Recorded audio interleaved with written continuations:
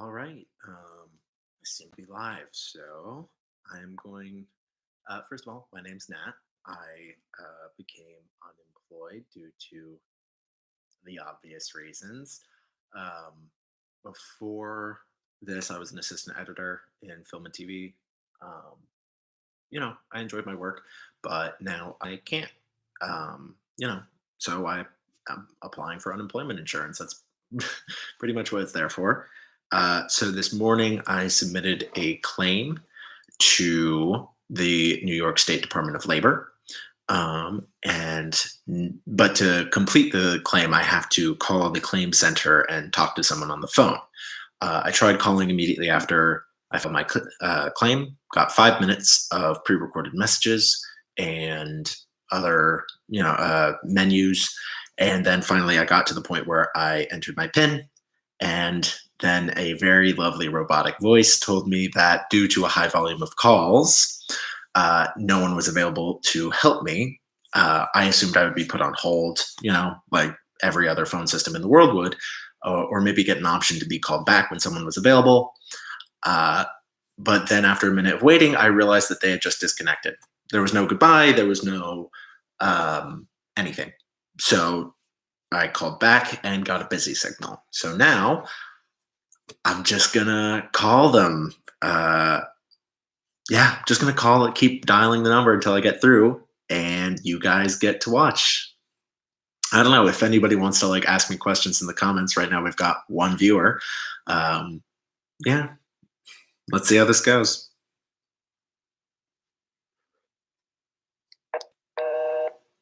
Busy signal.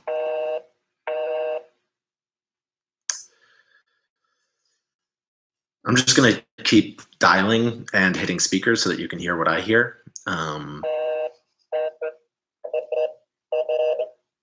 So far, it's a lot of that. Yeah, I doubt that this is going to be entertaining for anyone, least of all myself. But I'm mostly doing it just to, I don't know, prove a point, maybe.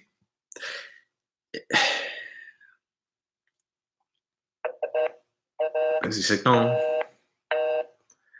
Like, I get that we have to have structures in place to make sure that people don't file phony claims. My question is, why is it so hard still? Like this, it's not that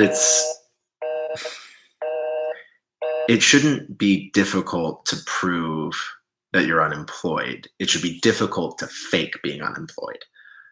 Um,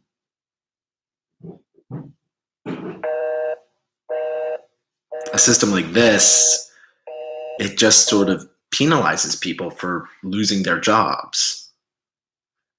It doesn't discourage people from filing fake claims. It discourages people from filing claims, which is how you end up with people doing some horrible things to make enough money to get by. Also, I'm not entirely convinced that it would be terrible if it was easy to just get unemployment, even if you quit your job. I think a lot of people have jobs that are not only unenjoyable, but also bad for society that they would love to quit. No, no, that they would love to quit. And if they quit, they could do things like start their own business or pursue creative endeavors that would actually benefit society. But instead, we have a system that says that if you're not working, you're useless.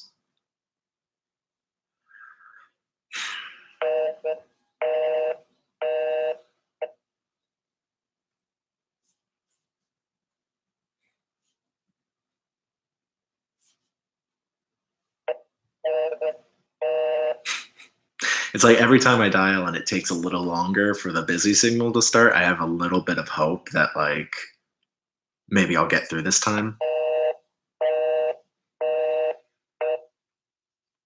That's the thing, and this is just to get to the menu. This is just to get to the computer menu, and it's just busy signal. Um, the first time I called, like I said, I got through to the menu, which I didn't realize was an achievement in and of itself. But then it just disconnected me when I was done. So even if I get through the menu, even if I get through to the menu, that's not a guarantee that I'll get through to a human being. I could just be doing this for no reason. Maybe I'll never get through. I know people who have filed their claims and they haven't been approved yet, and rent's due today. Um,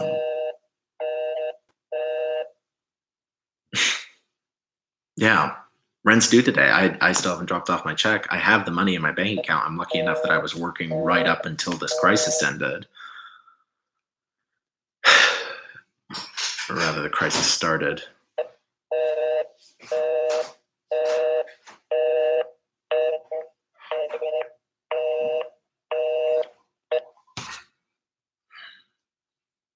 I can't believe that we've had mortgage freezes, we've had bailouts, but we haven't had a rent freeze. We need a national rent freeze because I'm one of the lucky ones, and I'm still getting screwed, which is insane. There's people with kids, people with families who are living paycheck to paycheck, and now what are they going to do? What are they going to do?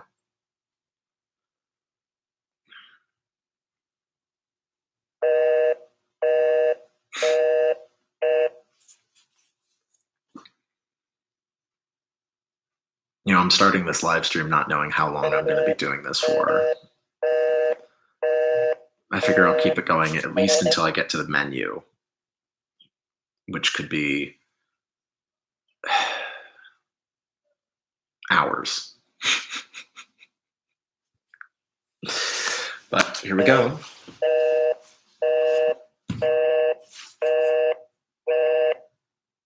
Honestly, I'm mostly doing this live stream just so I don't feel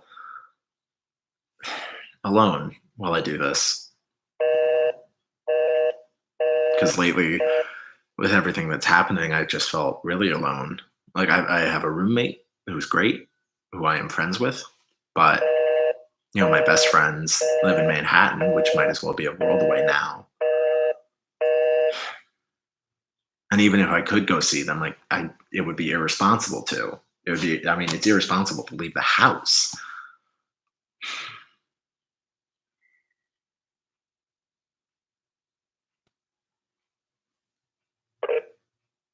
We're sorry. We are experiencing an extremely high volume of calls at this time.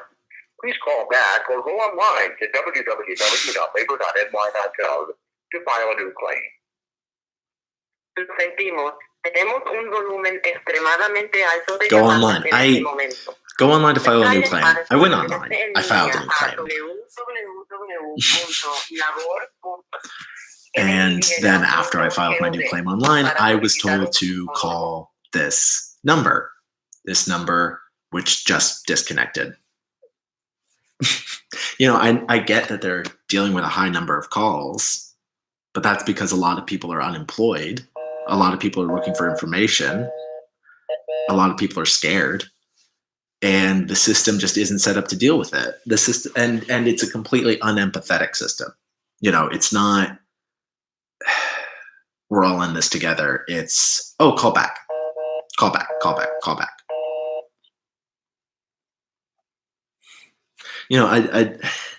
It's hard to know where the lack of preparedness ends and the mismanaged response begins,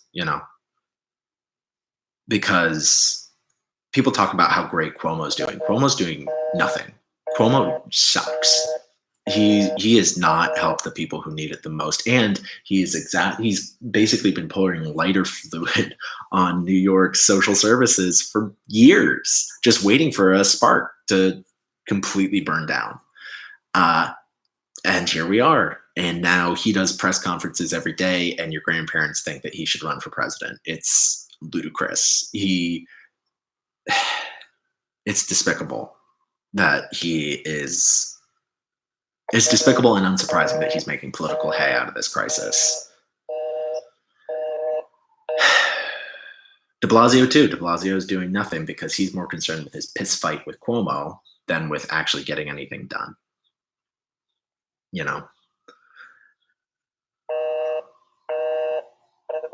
And it's just really hard not to be completely disengaged completely. Furious. Just I walk around so angry every day because of what's happening and the way that not even the Republicans, just Democrats are screwing up the response to this. They're not being aggressive. They're not being bold. They're not challenging the status quo and saying this is an emergency. We need to do something. They're trying to play the same political game that they've been playing since the 1990s. And it just doesn't work, you know? They're trying to compromise with a party that takes no prisoners. I look insane.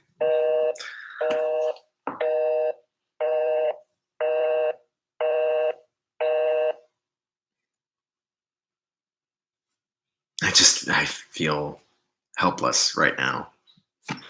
Calling, and calling. Welcome to the New York State Department of Labor The menu. Unemployment telephone claims line. To continue in English, press 1. Para Bienvenido a español. la línea. On Friday, March 27th, 2020. So this is the menu. We're going to go through a lot of this before we find out if I can file my claim. If you are already receiving unemployment insurance benefits, there's nothing you need to There's do. just a lot of information that's already on the website, but you have to sit through it, which I understand because I'm sure plenty of people are just calling cold without doing any research. But it's still about 5 minutes of menus before I even find out if I'm going to be able to talk to a person. Will be posted when we receive it from the federal government. In an effort to keep the phone lines open to please hang up and visit our website at www. Telling people to hang up if they're just looking for information. I mean, I don't blame people for not hanging up because they want to hear from someone because... If your last name starts with A. Okay, now this is the part where for filing claims, where it's telling you that the day that you're supposed to file depends on the first initial of your last name. My last name begins with R, so I have to wait until Wednesday. But I also have to call the office and finish filing my claim before the end of the week. Otherwise, my claim, I have to start all over, this time a week late. But that only gives me like 3 days to get through, and as we've seen, it's really hard to get through. It's taken me 12 minutes just to get the menu. Unemployment insurance benefits? For yes, press 1. For no, press 2. Please note, tax form 299G is... Now, this isn't even the menu yet. This is the pre-recorded message that you go through before you get to the menu. This is just like yes or no questions for specific issues, usually COVID-related. 1099G. Otherwise, press 9 to continue to the main menu. 9. Main menu. All right. For quality assurance. I'm actually I have to type in my social security number, so I'm going to take it off speaker now. Still waiting to complete claim. Equal opportunity employer program provider.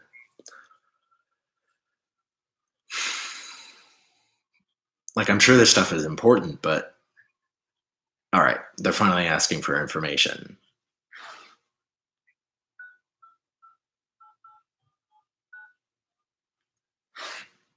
Social security number, just type that in. It's repeating it back to me. That's why I took it off of speakerphone.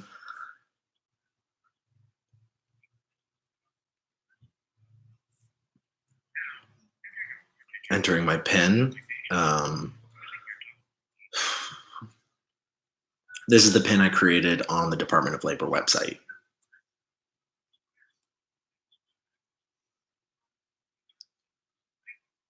All right, it says I'm being transferred to a representative. This is the farthest I've gotten in a while. The information has been recorded.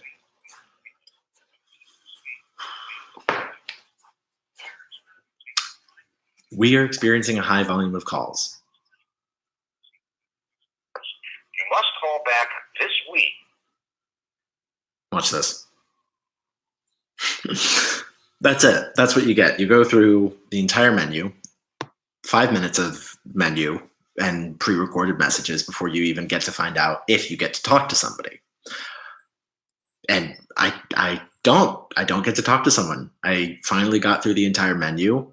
It finally connected me to the menu, and then it said, we've recorded the information that you filed online, but in order to complete your claim, you need to talk to someone over the phone. Unfortunately, you can't talk to someone over the phone. That's it. Oh, and then of course you have to talk to someone over the phone by the end of the week, and then it hangs up. It doesn't say goodbye. It doesn't let you know that it's hanging up. It just hangs up. There's no option to hold. There's no option for a callback. I've talked to airlines with better customer service than this, with better phone systems than this. Like, how we are one of the richest states in one of the richest countries in the world, and we can't afford a phone system that will offer to call back when someone's available. Like, this is 1980s technology. How are we not using this in our government? It's like it's been this concerted campaign for 30 years by people on the right to defund government programs and then say that the government doesn't work, and look at the evidence. And the government doesn't work because there's no money. But the problem is that it's Democrats too, like people who claim to be progressives and liberals underfund these programs. They make political hay out of cutting benefits to show how tough they are and how they're not some bleeding heart liberal. New York is one of the most reliably democratic states in this country, and yet we can't even act like Democrats. What's stopping the governor? What's stopping the mayor from pushing a progressive legislative agenda? What's stopping them? There's no real opposition, and yet they don't do it. They don't do it. They just don't. And maybe they don't want to. Maybe they want to run on those things just to get elected anytime their name's on the ballot, but then blame everyone but themselves for the fact that those things don't happen. I don't know. All I know is that I can't get through to the Department of Labor.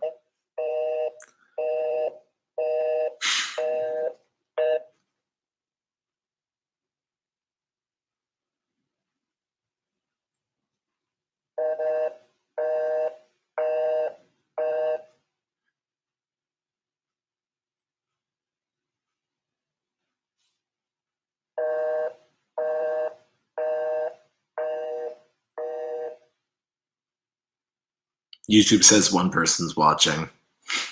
If you want to sound off in the comments, I'd love to know why.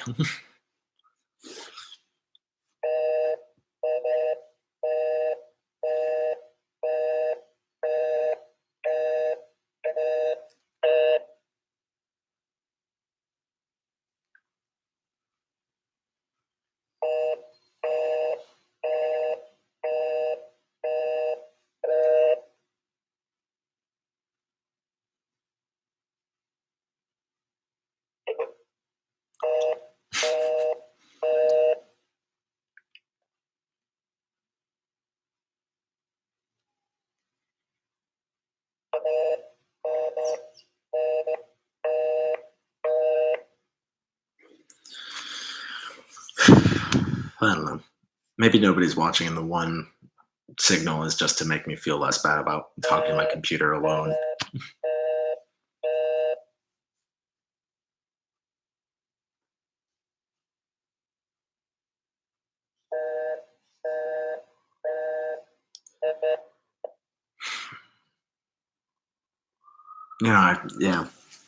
I've been calling since 10 this morning, and I've gotten through to the menu twice. I've gotten all the way through the menu, only to find out that no one was going to take my call twice.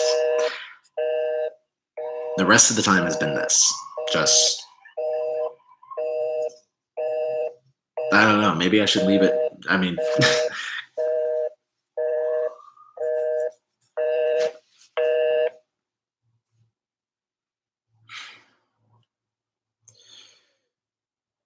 I got to get through. I need these benefits. I I'm not going to be able to pay my health insurance this month without them. I'm not going to be able to pay my rent this month without them. It's great that they've done these extensions and stuff, but it doesn't matter if I can't get through and complete my claim.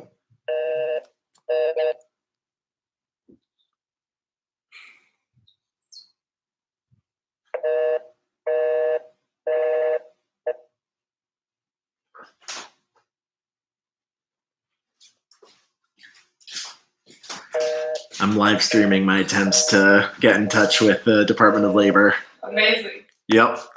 So far, we're 20 minutes in and one person is watching. I actually don't know if anyone's watching. It might just be Google, like YouTube automatically says one person's watching. Yeah. I wonder if you can write a program to just automate the calls. I mean, you might be able to. I couldn't. It would be nice if I could just set it up to automatically call. Mm-hmm. As the problem is that twice I've gotten through to the menu. Yeah. And both times I've gone through the whole thing. I've selected all the options. I've entered all my information. It takes about 5 minutes, and then it hangs up. Yeah. It just says that no one's available and hangs up.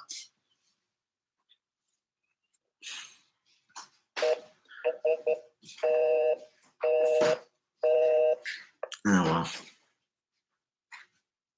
That was my roommate, by the way.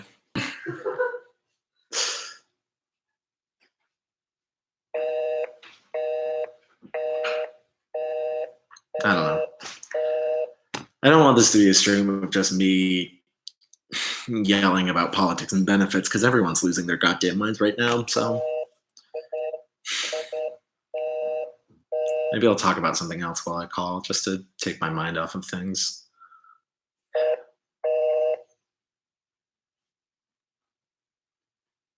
If I can think of anything else to talk about.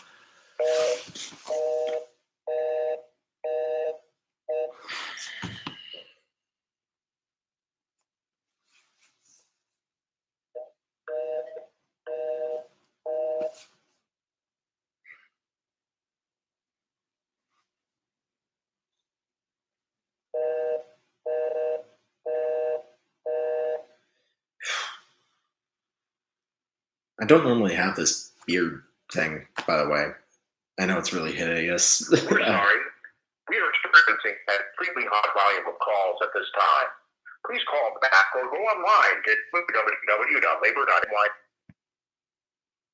Call back or go online. I've gone online. I've submitted my claim online. And it told me to call. I've called. It's Sisyphean. Yeah, I'm lucky that I'm I don't know if you guys have read much about absurdist philosophy, but it's the idea that human beings want meaning in our lives, but the universe is inherently meaningless. There's just no meaning to be found, and so that division between what we want and what the universe gives us is called the absurd, and that's a foundational idea in nihilism and existentialism and absurdism. And in absurdism, the idea is, well, basically nihilists say that there's no answer to it. It just is meaningless. God is dead. Nothing matters. I haven't read much nihilism, but that's my understanding. Existentialism is the idea that we can create a purpose for ourselves. Our existence can have purpose if we create purpose for ourselves. But absurdism is sort of the agnostic perspective, where it's yeah, maybe we can create purpose for ourselves. Maybe we can find things that are meaningful, but maybe that's just, entertaining ourselves before we die and then go into nothingness. Maybe, that's why the absurdist philosopher Camus chose Sisyphus as his hero. Ooh, 2 viewers. Of labor, unemployment insurance, telephone claims line. Through to the menu. To continue in English, press 1. To continue in English. Bienvenida. On This is Friday, March the 27th, 3rd time I've gotten through to the menu in 3 hours of calling. CARES Act enhances unemployment insurance benefits. If you are already receiving unemployment insurance, This is just sort of the menu that tells, again, this is just the part that tells you stuff that you can find online pretty easily, but they still reiterate because probably some people are calling just to find this out. If you are calling about pandemic unemployment assistance and federal, It's still kind of annoying that I have to sit through this 5-minute venue, 5-minute menu to find out if I even get to talk to a human being. in an effort to keep the phone lines open for those filing new claims, please That's me. People filing new claims. www.labor.ny.gov for the latest updates. If you are filing a new claim, the day you should file is based on the first letter of your last name. If your last name My last name starts with an R, so I filed today, like I was supposed to. Just doing everything I can, doing everything I'm supposed to do. Your last name starting with O, Steve, file your claim on Wednesday. Ta-da! Your filing day, file your claim on I Thursday. don't. I'm sure there's a reason they do that, just so that like the system doesn't get overloaded on Mondays. But it's still a fucking stupid system, in my opinion. 7:30 p.m. Except for Friday, will be recorded from 8 a.m. And it's also fucking stupid that I have to go through this entire menu before I find out if I'm even going to get to talk to somebody. For no, press 2. Please note, tax form 1099-G is only mailed upon request. Can I just hit? However, main menu. Ooh, I can skip ahead. Quality assurance. Your call may be All right. monitored or I'm recorded. going to switch to.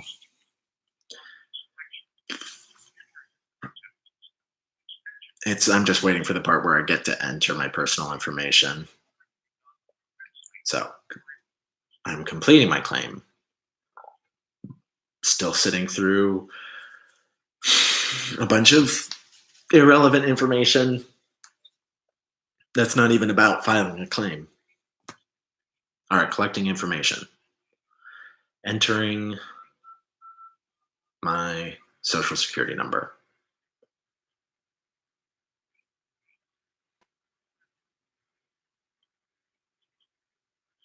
All right, that is correct. I'm going to turn back to speaker. Now, enter your 4-digit personal identification number using your telephone. Please remain on the line while your call is transferred to a claim. Oh my goodness, am I going to talk to someone? Probably not, because this is what it always says. The New York State Department of Labor Claim Center. Here it comes.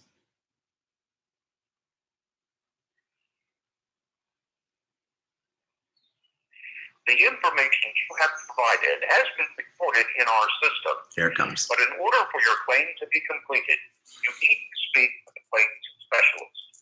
We are experiencing a high volume of calls at the time, and all specialists are busy with other customers.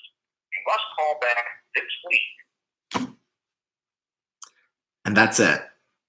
It just hangs up. It doesn't tell you it's going to hang up. It doesn't say anything. It just hangs up after reminding you that it's your job to get through this incredibly arcane system.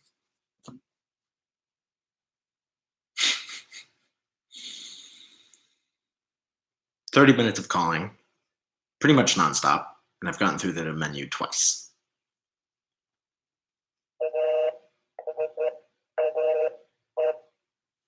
Yeah. Like I was saying, I don't normally have a beard. I started growing, like everybody else, growing an isolation beard. But I probably shouldn't, because I remember that thing about the ventilators, how if they have to put you on a ventilator, then you shouldn't have facial hair, or at least not too much facial hair. I figured 2 things. 1, my beard is pretty scraggly and thin, so what does it matter? And 2, even if I get sick and need to be put on a ventilator, New York has so few ventilators that I probably won't be able to get one. So, yeah, doesn't really matter. Yeah, my dream is when all of this is over, I'm going to go to my favorite barber shop, which is Camera Ready Cuts in Brooklyn, queer-friendly barber, which I love. But I'm going to go, and I'm going to book a shave and a haircut, and I'm going to sit back as somebody else shaves my face and removes this hideous beard. I've never had someone else shave my face, actually. I've never gotten a shave. Yeah, just sort of feels like the the sort of thing that happens in westerns, but not in real life, you know. Um, Shave and a haircut, 2 bits.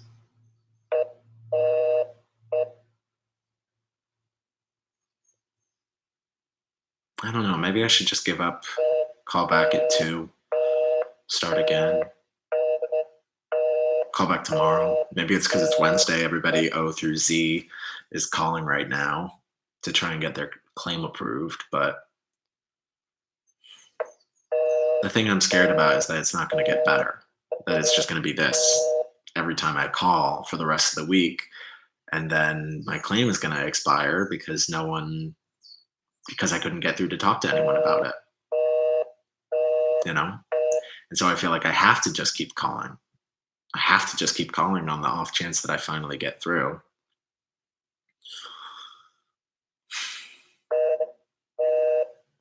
Because once I get through, I can stop. I can go back to my life. Well, sorry, excuse for my life that currently exists, what with the pandemic. Like I said, I'm a video editor professionally. Usually I work as an assistant editor. For those of you who don't know, that means that I do all the little things that nobody else really wants to deal with, like syncing audio to video footage, finding the clips that editors will need later and pulling them out. You know, sometimes I'll be hunting through an hour of footage for a 30-second bite that somebody wants. You know, managing storage and projects. Typical peon sort of work. None of it very interesting. Usually I like the work though. I enjoy it the same way I enjoy doing a Sudoku puzzle. Like it's fun to challenge the left half of my brain because I'm usually pretty right-brained. But I do enjoy organizing things, you know, maybe not my home, if you can't tell that from the very little that you see right now. But like computer files and stuff, I enjoy having a nice file structure in place. As if a live stream of a guy calling a phone number and not getting connected wasn't boring enough. Now I am talking about file structures on computers, something that I know very little about, which makes it even more boring.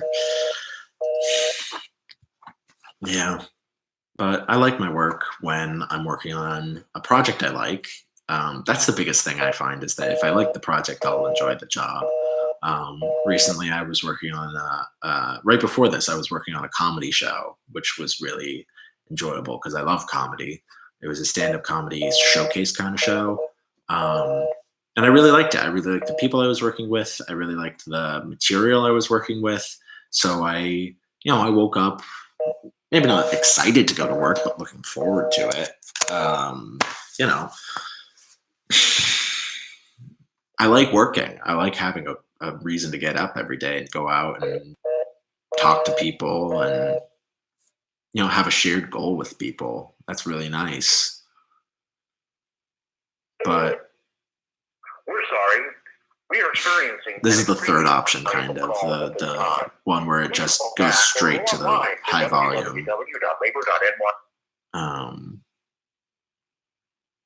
But yeah, that comedy gig, it was great. I really miss it, actually. I was supposed to be the New York State Department of Labor Unemployment working Insurance on Telephone that. Claims line.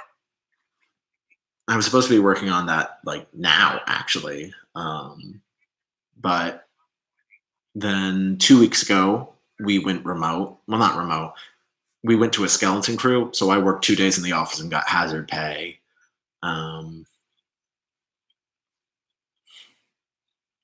Sorry, it's just hard to talk when I'm also listening to the menu. This is the third time we've gone through to the menu in 35 minutes. We'll see if we actually get through to a human being this time. I doubt it. I very much doubt it, but I have to keep trying. But what was I saying? Oh, right. So 3 weeks ago, we made the decision that, okay, we're going to try and finish the season in a week. We were going to do 3 weeks of work in a week. sorry, it's just getting to the part where it's like, if you're filing a new claim, this is the day. So we actually ended up finishing 2 episodes of the show in 3 days, which was insane. We used a lot of like old footage that we hadn't used in previous episodes, but it was really hard, but it was nice. You know, it felt like important, like we needed to get it done. And then this is why I was so lucky, because we finished it, the network still paid for the full season and everyone got paid for the 2 weeks that we didn't end up working, which was huge. That's the only reason I haven't already filed for unemployment benefits.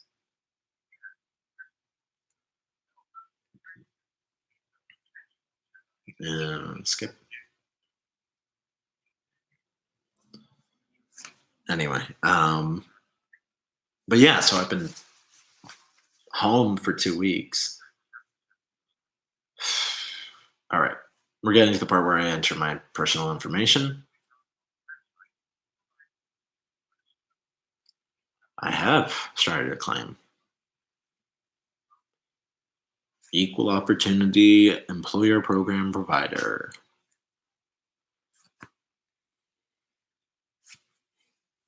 All right, it's collecting my personal information.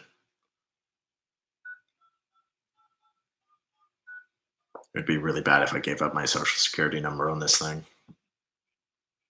I really hope you can't hear what he's saying. Oh well. Honestly, at this point, if you want to steal my identity, you're welcome to it. I have nothing worth taking. All right. Line one call is transferred to a All right. claims specialist. I've who will entered help my you PIN. complete your claim. Thank you for calling the New York State Department of Labor telephone. This is the part where I find out that I'm not going to get to talk to somebody.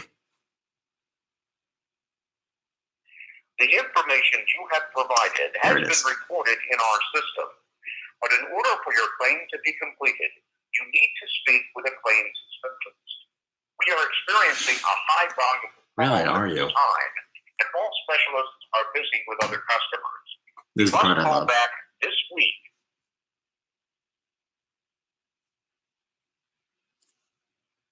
I mean, they clearly recorded this message knowing that it was just going to hang up after that, but they didn't think, maybe we could just say goodbye at the end. We could just say bye.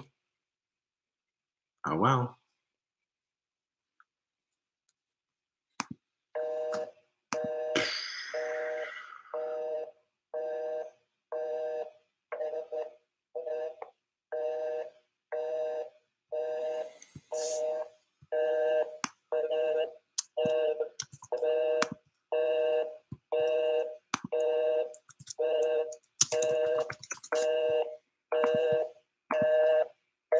Sorry, I was just checking Twitter because it's pretty much my only connection to the outside world right now, including my phone, apparently.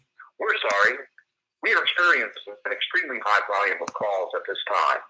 Please call back or go online to www.labor.ny.gov to file a new claim. Lo sentimos. All right. A friend of mine on Twitter says that she has some advice, so I'm going to ask.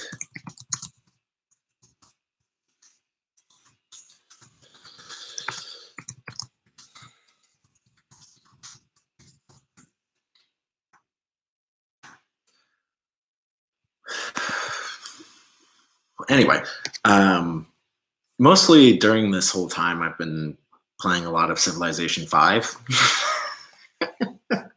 And I started, like everyone else and their mother, I started a sourdough starter that I have named Rona. She is 3 days old. I'm a very proud papa of my sourdough starter. Later today, I was planning on baking some crackers with the starter, because you have to discard a certain amount of starter every time you feed it. Otherwise, you'd end up with a lot more starter than you can handle. So I'm going to bake some crackers later with a dough made out of discarded starter. But can't really do that until I make some progress here. A friend of mine suggested calling the governor's office and getting them to take my name and number so that the claims person will call me back. I've tried calling the governor's office earlier this week just to call for a rent freeze and that sort of thing.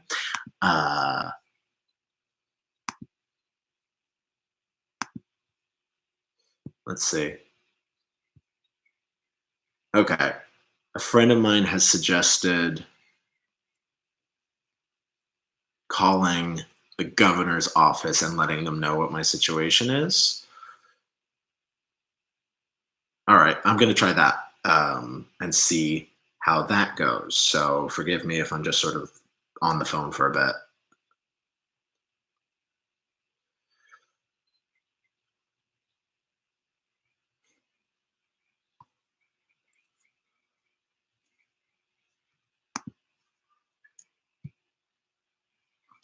All right.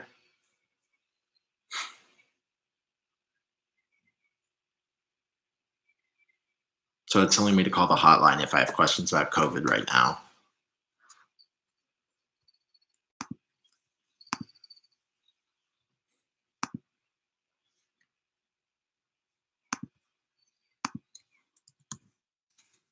All right, it's saying to press 2 to continue.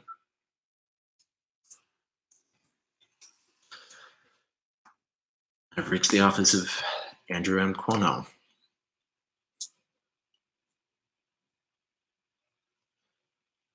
It's telling me to call during regular business hours, and if I want to reach the governor directly, to send a fax because it's 1982.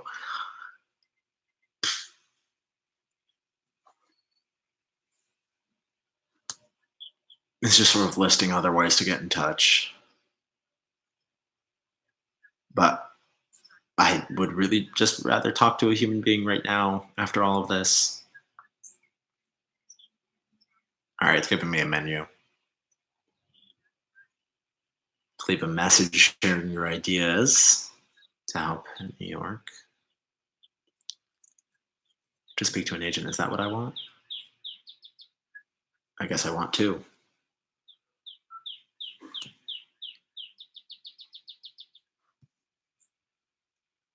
What is this?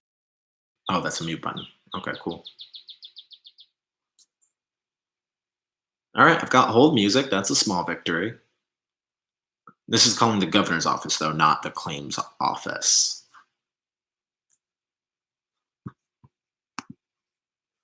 Yeah.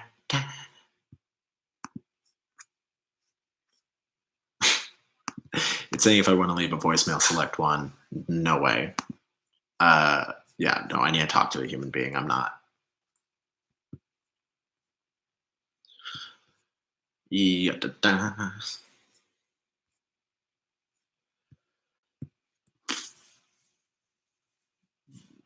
So right now I'm on hold with the governor's office. A friend of mine on Twitter said that she had some success calling the governor's office and speaking to an agent. And then the agent transferred her to an actual human at the claim center rather than just the like normal number. And then they took down her name and information and said a manager would call her back. I guess that's the goal now, but my concern is that if I don't get a call in the next day or two, like I need to talk to somebody by the end of the week, or my claim is not going to go through. So I guess I'll give them like a day or two, but then I would. No, it's just no, never mind. It's just the voicemail thing. But yeah, if I don't hear back from the office in a day, I don't have a lot of. There's not a lot of margin for error. Is the problem. So if I don't get a call later today or tomorrow morning, I think I just have to start calling again and spamming because I don't have time. I couldn't file my claim until today, but I have to talk to somebody on the phone by the end of the week. It's this stupid setup that gives you just like the barest window of time in order to get your claim in. Right now I'm just on hold. I would put it on speaker, but I'm worried that someone will finally pick up and I'll be like scrambling. I just don't understand why we have this idea that things like applying for unemployment are supposed to be miserable. Like they're supposed to be bad and hard to do because like why? We're on this planet for like 30 seconds on a cosmic scale. We are born and then there's like 30 seconds and then we die. So why do we want to make anybody's life worse? Like none of us have much time.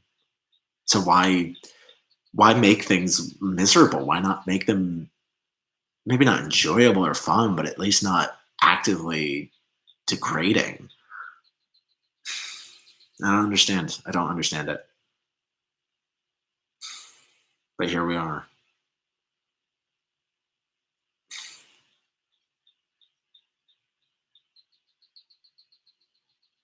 And I'm not convinced that like the world would collapse if we all could just quit our jobs. Like I think speaking for myself at least, like I want to work. I want to do things. I like doing things. I just don't like doing stupid things. Like I've had jobs that I felt like were actively making the world a worse place. Like my first job out of college was working in advertising, and our biggest client was ExxonMobil. That's the definition of making the world a worse place. That's eating into people's ability to think critically about politics by spreading propaganda for companies that, frankly are destroying the planet. I didn't want to do that, but I did because I needed to pay my rent. And I was fresh out of school and I didn't have any like real work experience other than internships. So I had to take what jobs I could get. But let's say I didn't have to. What would I have done? What would I have done with that time if I didn't have to work? I probably would have been working anyway. I would have been, working on things that I actually care about, like, writing. I write. I know, like, I'm a white guy who lives in Brooklyn who writes. Pretty cliche, but I would have been creating things. And yeah, probably it would have sucked and I wouldn't have contributed anything. But at a certain point, I would have figured that out and found something else to do. But who's losing out of that? Because eventually someone's going to be on unemployment who would do something really good with that time. Somebody who would like create a new company or write something or create a piece of music or invent a new technology with that time, and we would all benefit from that. I don't know. I don't know what's wrong with just letting people not work, you know, or at least not work for an employer. Just let people be people and create things. Like we have been creating music since we lived in caves. Like there's a natural impulse to make things. So why not just let people make things and maybe some of it will be like important and useful. We shouldn't have to rely on the wage labor or the patronage of rich people in order to do it. It's and you can say, well, you can do it. You just work and then do it. But like these days, in order to just pay my rent, I'm working like, 9 a.m. to 7 p.m. and then I'm exhausted, and I want to have time to see my friends. I want to have time to cook meals and go grocery shopping. I want to have time to be a human being, but I just don't. I don't have the time to be a person. You see sitcoms, people going out to bars with their friends every night and meeting people and doing things. And like, even before the pandemic, I couldn't really do that. I could do it maybe one night a week if I was lucky. And even then, I would feel guilty that I was spending money when I should have been saving. But, how how am I supposed to do anything that I want to do if I'm working 9 to 7 and then I have the weekends, which are eaten up, doing grocery shopping and chores, cleaning my apartment, washing my laundry.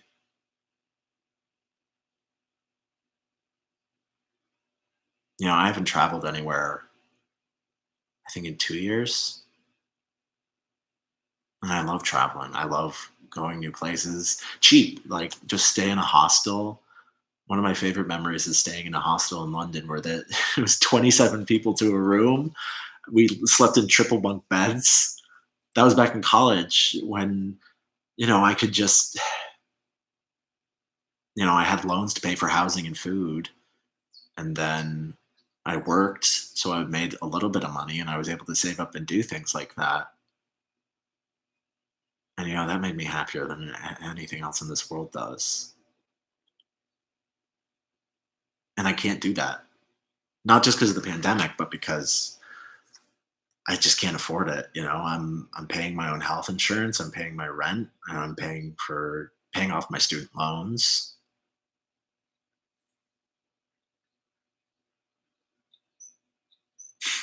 No one's watching.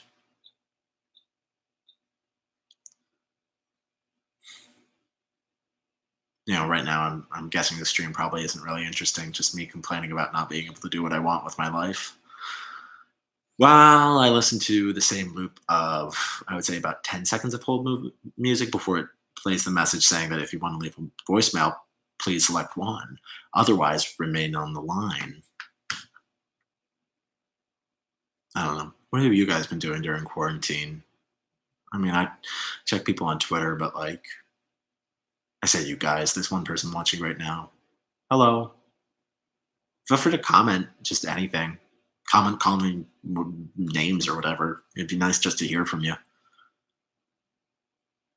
I don't know. I wonder who you are. One person watching. I wonder if anyone's actually watching or if YouTube's counter just is wrong. Oh well.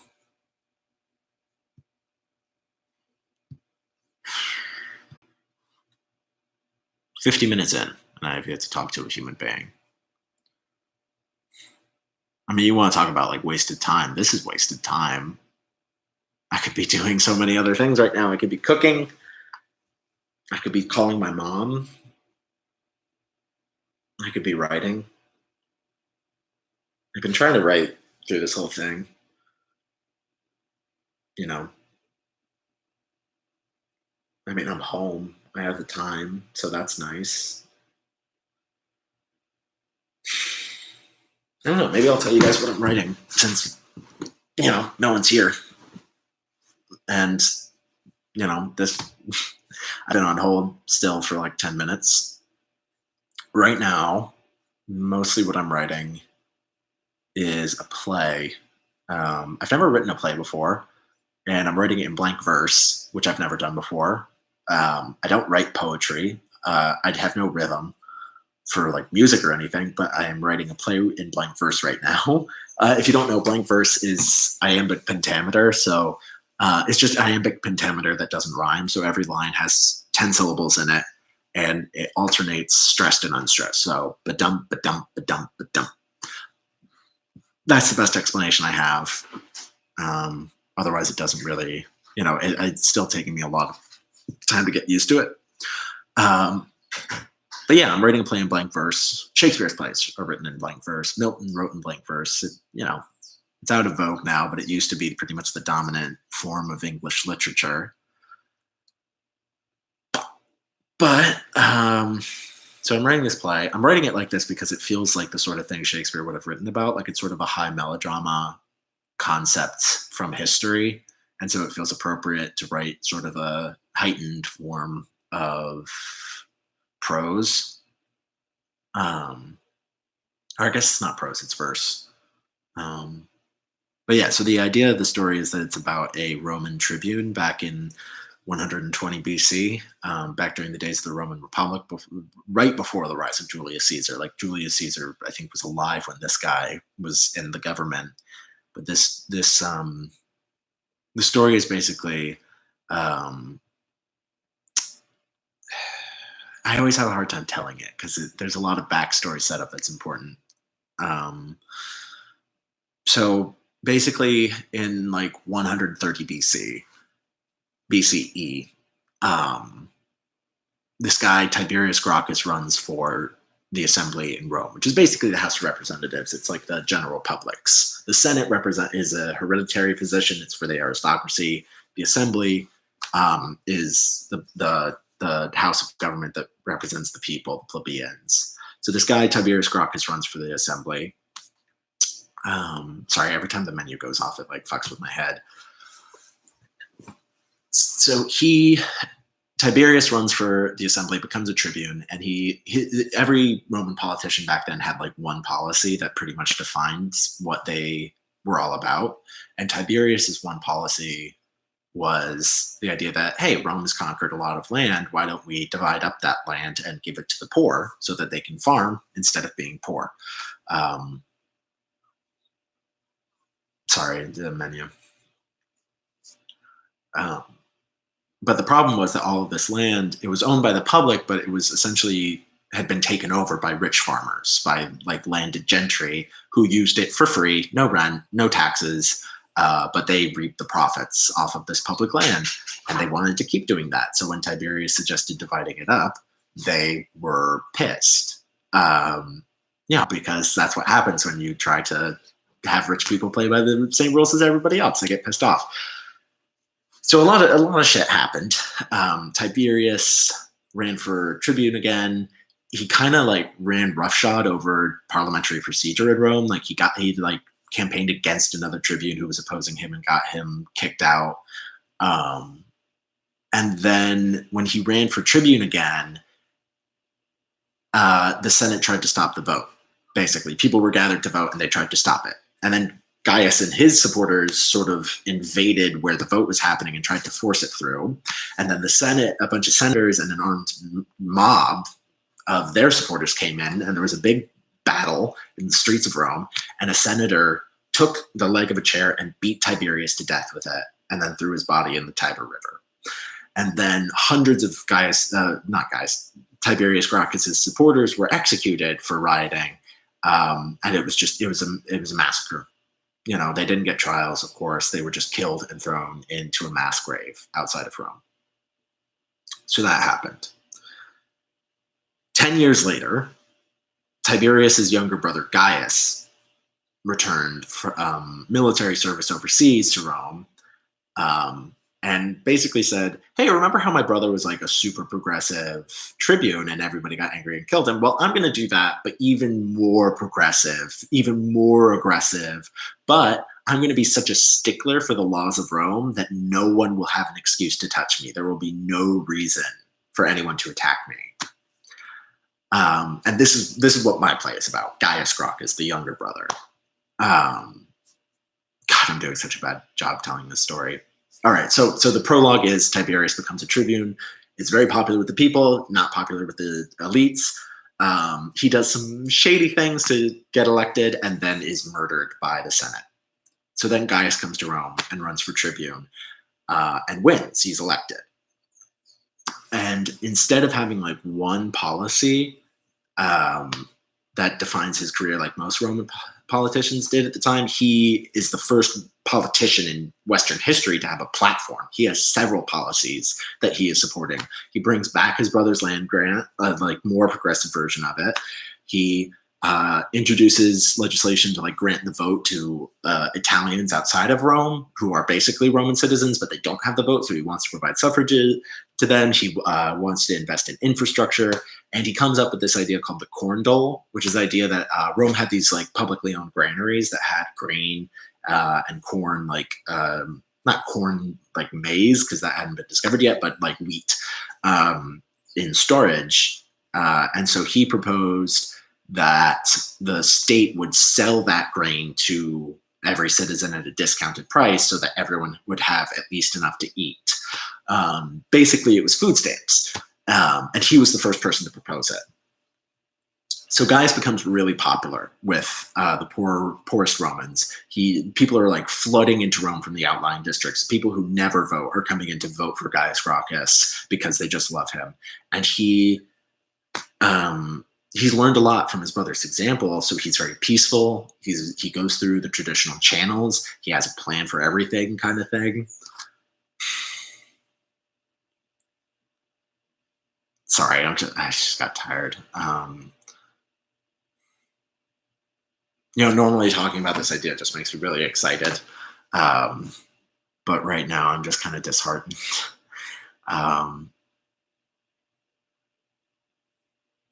It's just really hard to do this, It's hard to pretend that this is anything but shitty, this phone situation. I've been on the phone for an hour and I haven't talked to another human being. I've probably dialed 100 times and I have not gotten through to anyone. I'm going to go to the bathroom real quick. I'll be right back. I'm going to leave the stream going, but just, you know.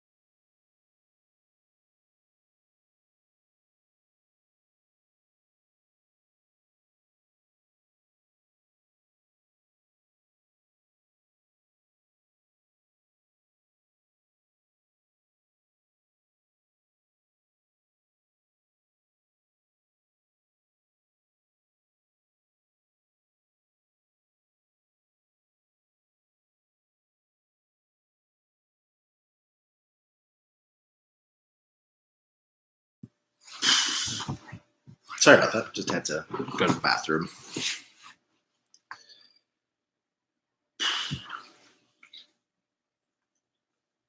It's just really hard to put up with this because it just keeps asking me if I want to leave a voicemail. And it's like, if I wanted to leave a voicemail, I would have left a voicemail by now. Please stop asking me that every 30 seconds.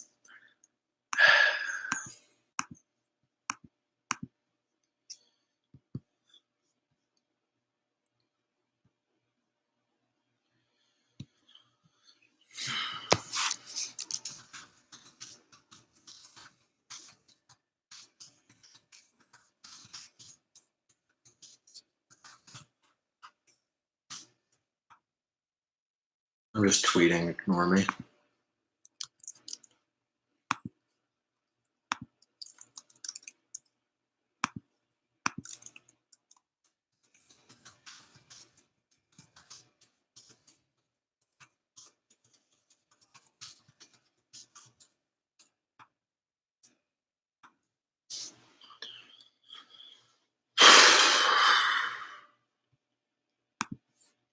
Yeah, so if you're just joining us, I don't know if it's been one person this entire time or like one person at a time is checking in to watch. But anyway, if you're just joining us, I'm currently on hold with the governor's office trying to get an agent there. A friend of mine told me that if I talk to someone at the governor's office, they can connect me with, they can connect me directly with somebody at the claim center. But, you know, I've been on hold with the governor's office for about 20 minutes now, and I have not reached a human being. I keep estimating times. I realize like I could just check this stream to see how long it's been.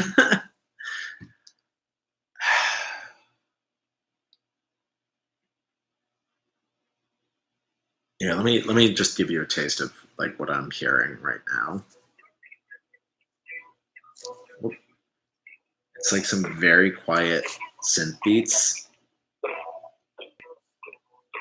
Very terrible quality.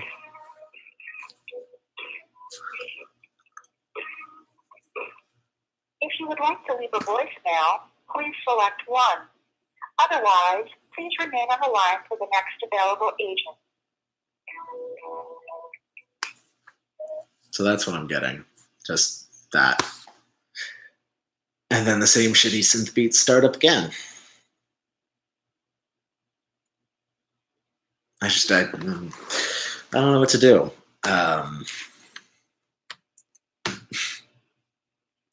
Probably live streaming isn't a great choice because this isn't really riveting television.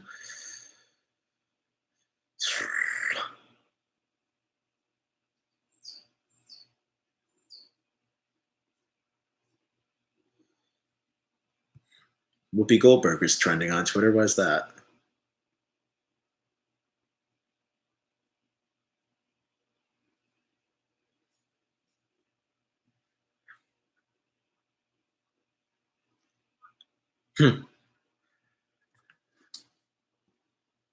Apparently, Whoopi Goldberg, Bernie Sanders did an interview on The View remotely, and Whoopi Goldberg asked him why he's still in the race. And he said, last I heard, people in a democracy have a right to vote. Oh, man. He's great. He's great. I mean, shockingly enough, 24-year-old white guy in Brooklyn likes Bernie Sanders. But I don't know. People seem to be mad at Whoopi for asking him that, but and for some other things that she asked. Oh, apparently she's accusing him of like preventing Hillary Clinton from getting elected, as if everything Hillary Clinton said and didn't prevent her from getting elected. Again, shockingly enough, a white guy in Brooklyn doesn't like Hillary Clinton, but here we are. I don't know. Hillary Clinton would have been a good president, but I don't think it's Bernie Sanders' fault she didn't get elected. I'm definitely not some Bernie would have won type. Like, I have no idea what would have happened in 2016. 2016 was one of the most unpredictable years in American politics.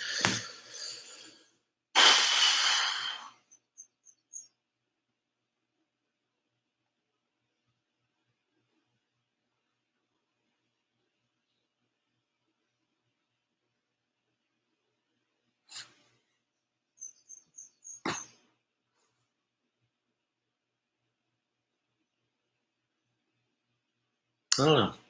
If you're actually watching this, just leave a comment and I'll talk about whatever you want. Ask me anything. If you're the one person watching this right now. Or tweet at me. Right?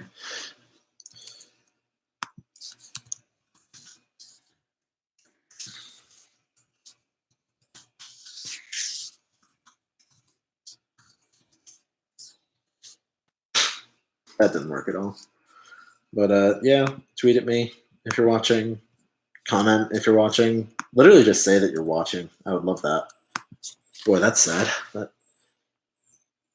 sounds kind of desperate. Just want assurance that the one person watching this is real and not just YouTube trying to comfort me.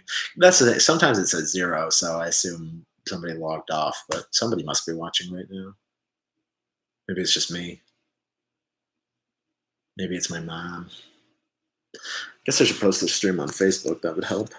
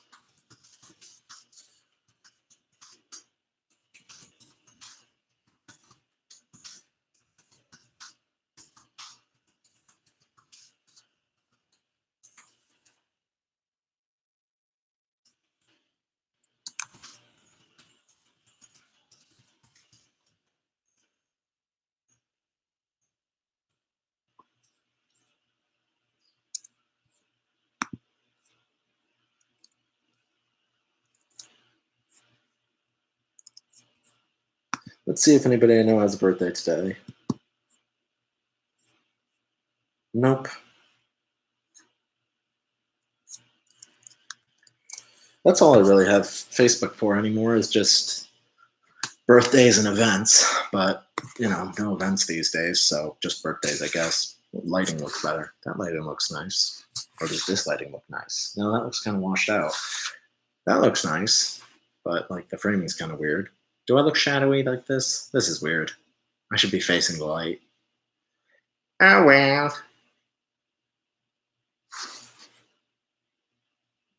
Yeah. I don't know. I don't know that I probably wouldn't watch this stream. I mean, yeah, there's just no reason to. I'm just sort of here, just sort of talk about whatever comes to mind. My roommate made cookies. They're very nice. They're supposed to be sort of like Oreos, but not. They're like the Oreos without cream, but they're like really big and fluffy, actually. Well, I really like them. Yeah, they're very good. They're a little dry, but other than that, they're really, really nice. And I appreciate that she shares them with me.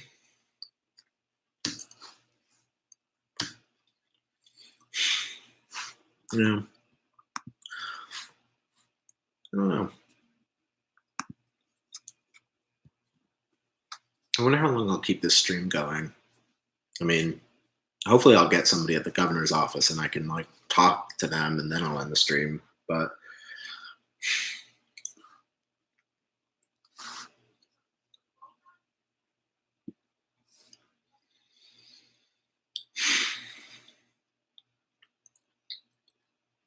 these cookies are really good, but they're kind of dry.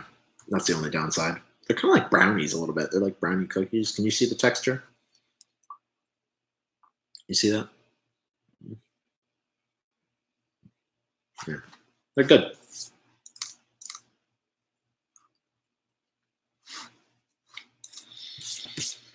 Very soft and chewy. Very cakey. That's where the word cookie comes from. The Dutch word koekje, which means little cake. Hey, 2 streamers. So just an update. I'm currently on hold with the governor's office. A friend of mine told me that if you call the governor and get an agent, they'll transfer you to someone at the Department of Labor, but you don't have to go through the menu. Like, you'll just be able to talk to somebody. But I've been on hold with the governor's office for about 35 minutes now. So we'll see how that goes. Yeah, if you're watching it, feel free to leave a comment if there's anything you want to ask me or talk about. It'd also just be nice to know who's watching this. But right now I'm eating a cookie that my roommate made, which is very good, but slightly dry.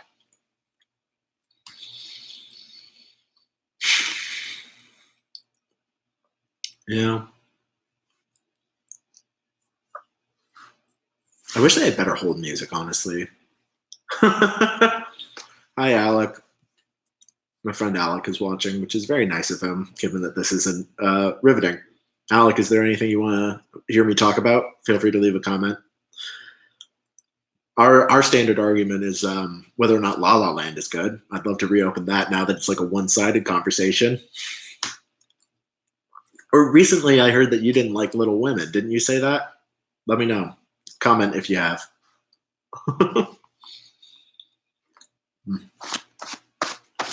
Got cookie crumbs all over myself.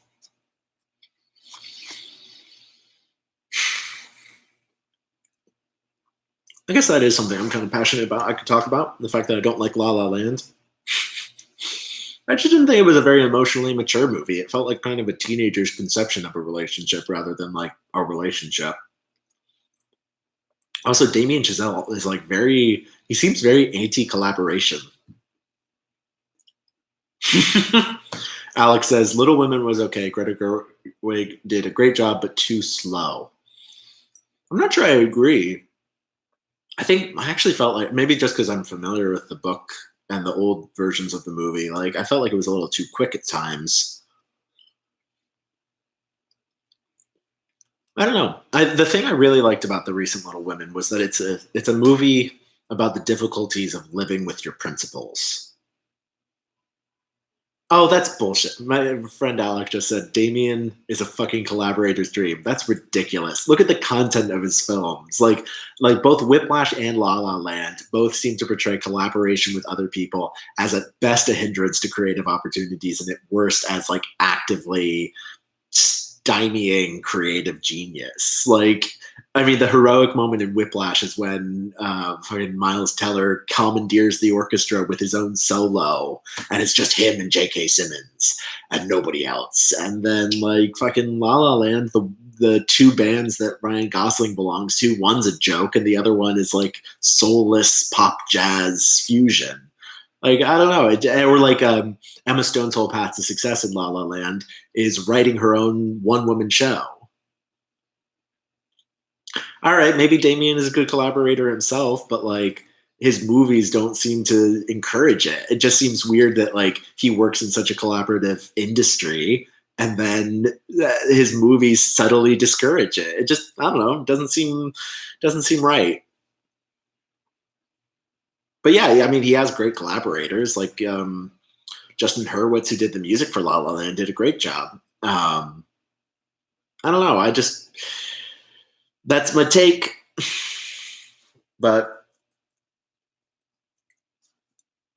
it's also like he has a very weird perspective on jazz music. Like jazz, like he has such a rigid, like, I don't know, technician view on music in general that just seems completely opposed to the whole philosophy behind improvisation. I mean, improvisation is about disciplining yourself and then letting yourself loose when you're actually performing. Not, I don't know, rigid repetition of one song. What did jazz do to Damien Chazelle? Yes, that is what did jazz do to Damien Chazelle that he has maligned its name so much. I have seen Whiplash. It was a well-made movie, but like, I don't know. He just represents some kind of toxic views on success where it's like you have to cut everything else out of your life in order to be successful. And like you can say that it's a criticism, but it doesn't play like one. It plays like a tragic hero rather than, I don't know.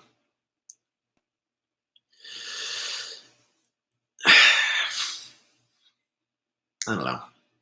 I'd rather talk about Little Women right now. Little Women, I just thought like it does. You fool, you just lost points. I'm not a fool. I like, how am I misinterpreting this movie? Like it's a story about like single, like one track mind musician pursuing success, and it costs him a lot, but it still ends with this climactic solo performance of greatness. Like if it's meant to be a commentary, it might be like overly subtle. Oh, I'm down to one streamer. Did Alec leave? Oh no, he's still.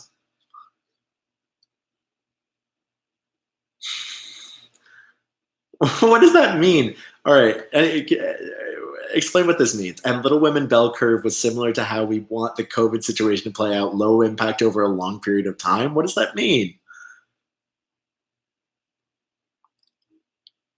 Little Women bell curve, low impact. I don't really, I don't know. I thought, like I said, Little Women, the good thing was about how clear it was that it was about the difficulty of being like a normal person with principles. Like the March family is just a family, but their dad and their mom, stakes don't raise, plot doesn't elevate, takes too long. See, I disagree. I think that that's just like too. There's another background with the book. I think that that's a little bit of a limited perspective on how a film has to play out, that it has to be the constant elevation of stakes rather than like an examination of multiple moments through a character's life. I think it's just two different ways of making a movie. And yeah, like they both have flaws, and that sort of slice of life one can be boring. But I thought that was like, it's an effective way of adapting that book, because that book, there isn't really a big moment in that book. Just needs to be interesting. I thought it was interesting. Like things like talking to her mom about how she's angry every day, like the difficulty of like living with anger and a temper without being defined by it is really hard. So like when Laura Dern's character is like, I am angry almost every day, and Saoirse Ronan's like, but you're never angry, and it's, well, no, it's complicated. It's something you learn to. That's part of being an adult. And I thought that was really engaging, and the scenes with like Laurie and Amy in Paris, which are usually the most boring part of any adaptation, were actually the most engaging because it's talking about the idea of genius, the idea of like art.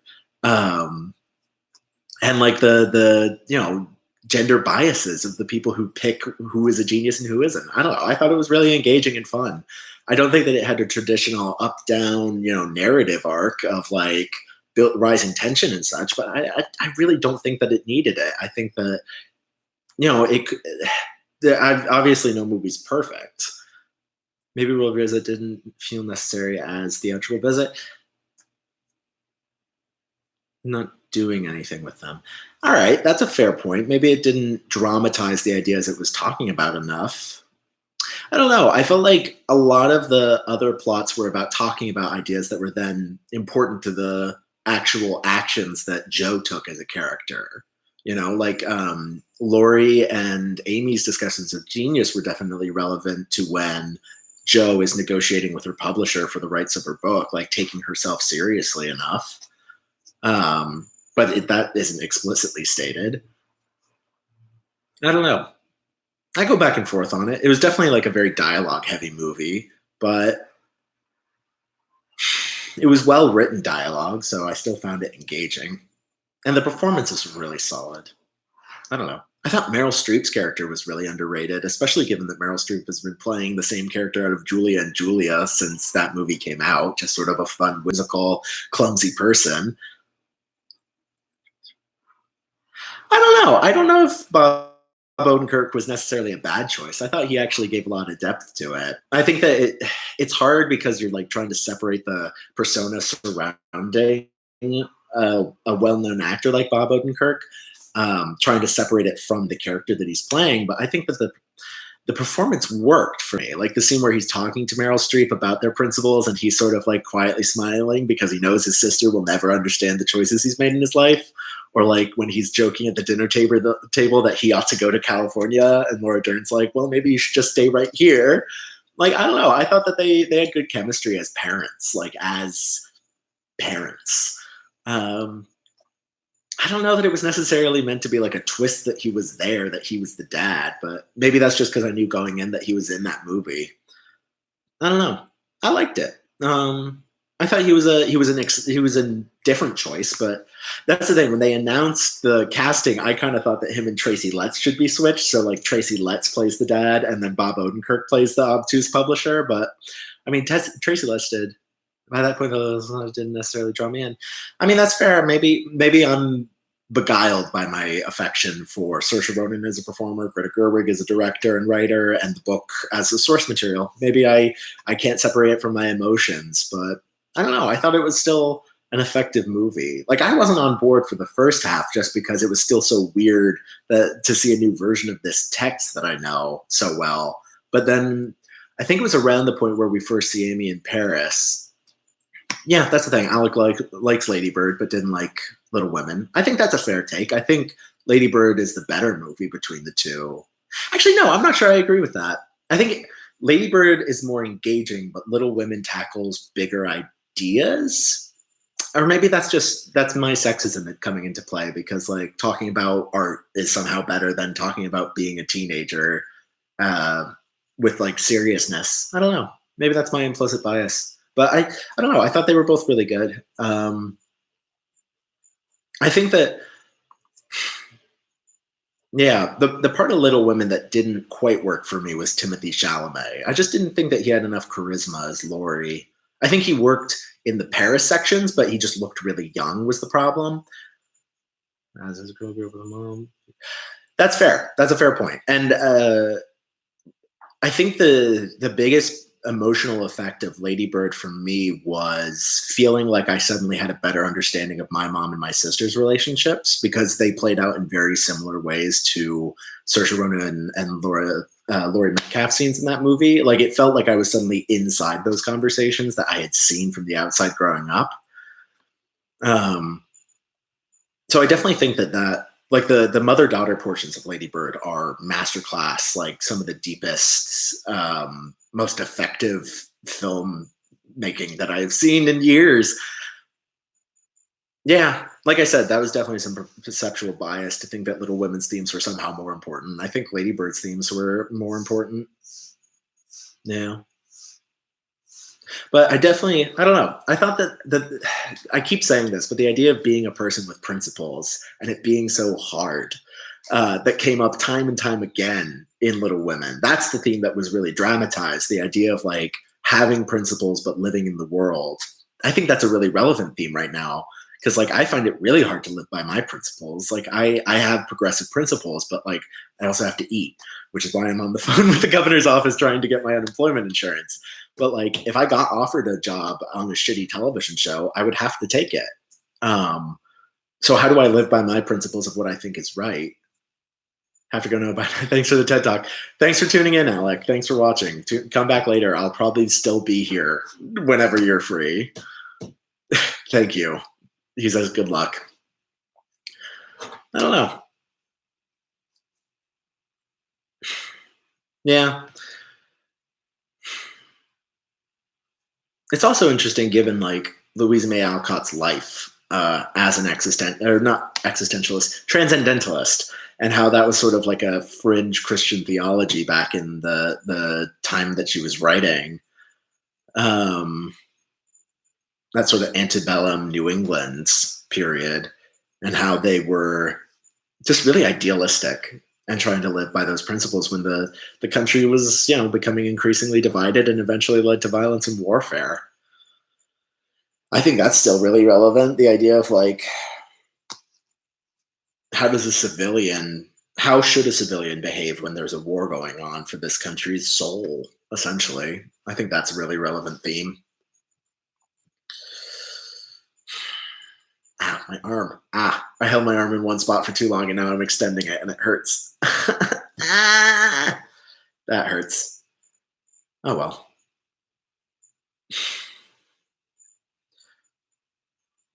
I think I called the governor's office when I was about 50 minutes into this, and we're now 1 hour and 27 minutes into this. So calling the governor's office has gotten me closer than calling the Department of Labor, but I still haven't talked to a human being at the governor's office, so I don't really know if it's worthwhile.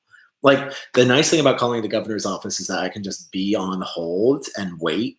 Whereas with the Department of Labor, I was just calling and calling and calling and calling and calling and calling and trying to get through just to the menu and not having any success. So not really sure what the way to go is. Yeah, for now, I'm just sort of, I'm going to stick out on the hold, see if I eventually get someone here. But it's not looking great.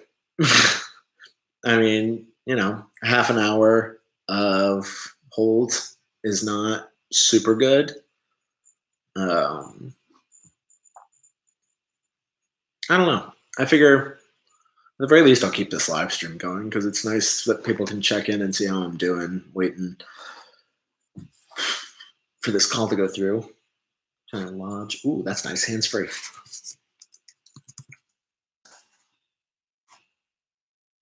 I don't want to leave a voicemail.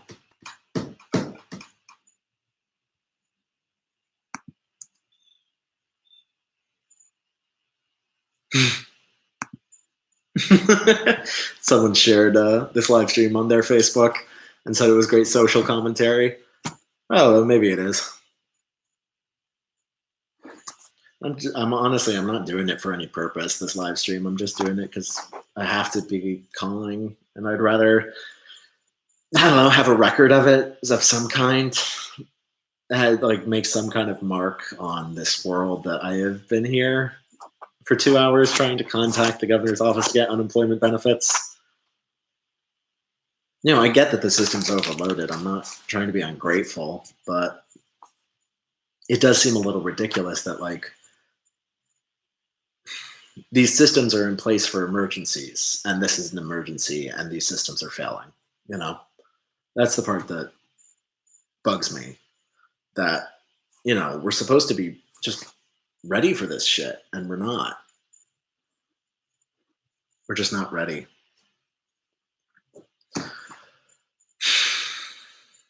That's the thing. This country has so many resources, natural and human. We could do so much, and yet we don't. We just don't. We just don't do anything.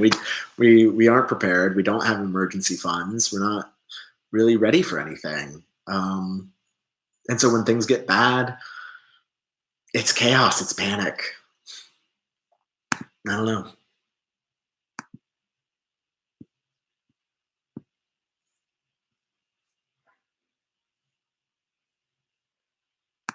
I don't know. So we've got 3 people streaming right now. In case you're wondering where I'm at, I have been on hold for 40 minutes with the governor's office. I am calling the governor's office in hopes that they can connect with me with somebody at the Department of Labor to file my claim. That's the thing. I filed my claim, but for some reason I have to talk to somebody to finish it. I don't know. I don't know why that's the system, that I have to verbally confirm with somebody that I'm the person who filed this thing. We're back down to one streamer. How you doing? Whoever you are.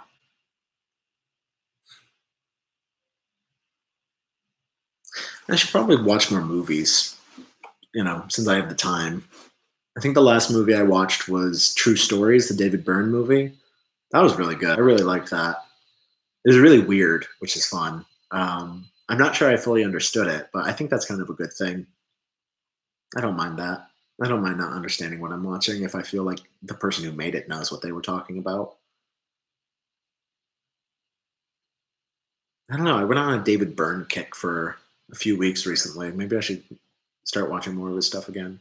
I watched Stop Making Sense, concert film, and I thought his performance in that is just brilliant. Just one of the best performances I've ever seen of any kind.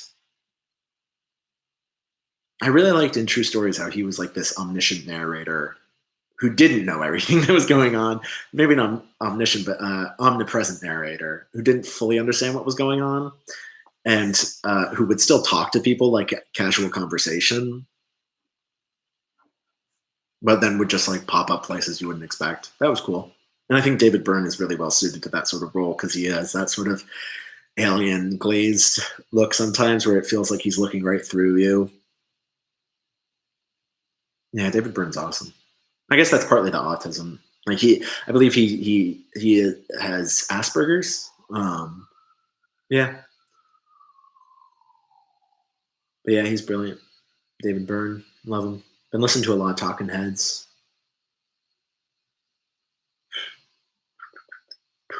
Kind of cool that what are their names?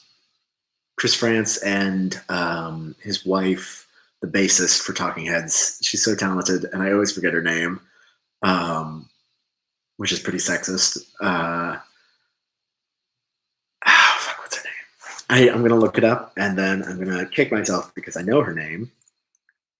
Talking Heads. Tina Weymouth. Jesus, how do I always forget Tina Weymouth's name? Tina Weymouth. It's cool how Tina Weymouth and Chris France just sort of had Tom Tom Club as their own project within the Talking Heads, but not the Talking Heads. That was cool.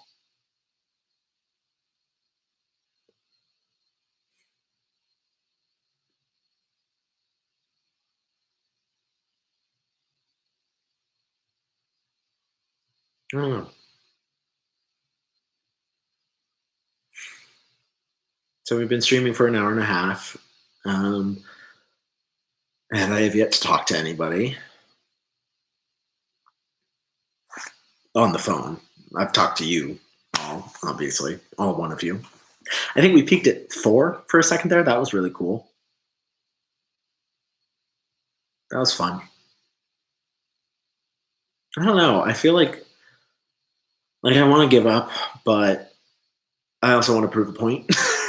I want to see how long this live stream can go while I just wait to talk to somebody.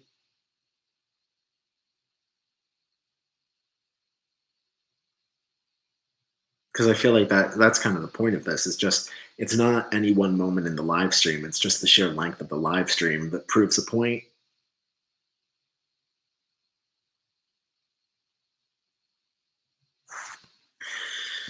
I don't know.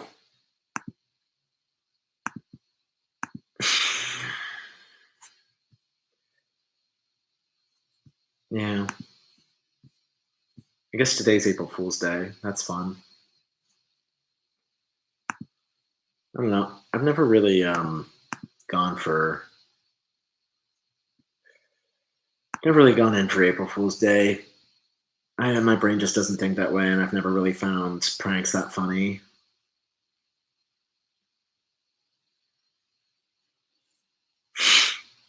Someone on Twitter says Columbo is a show about class warfare.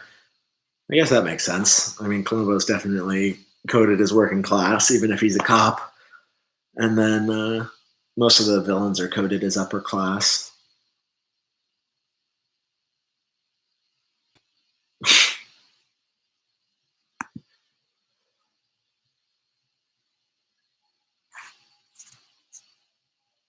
This election is depressing.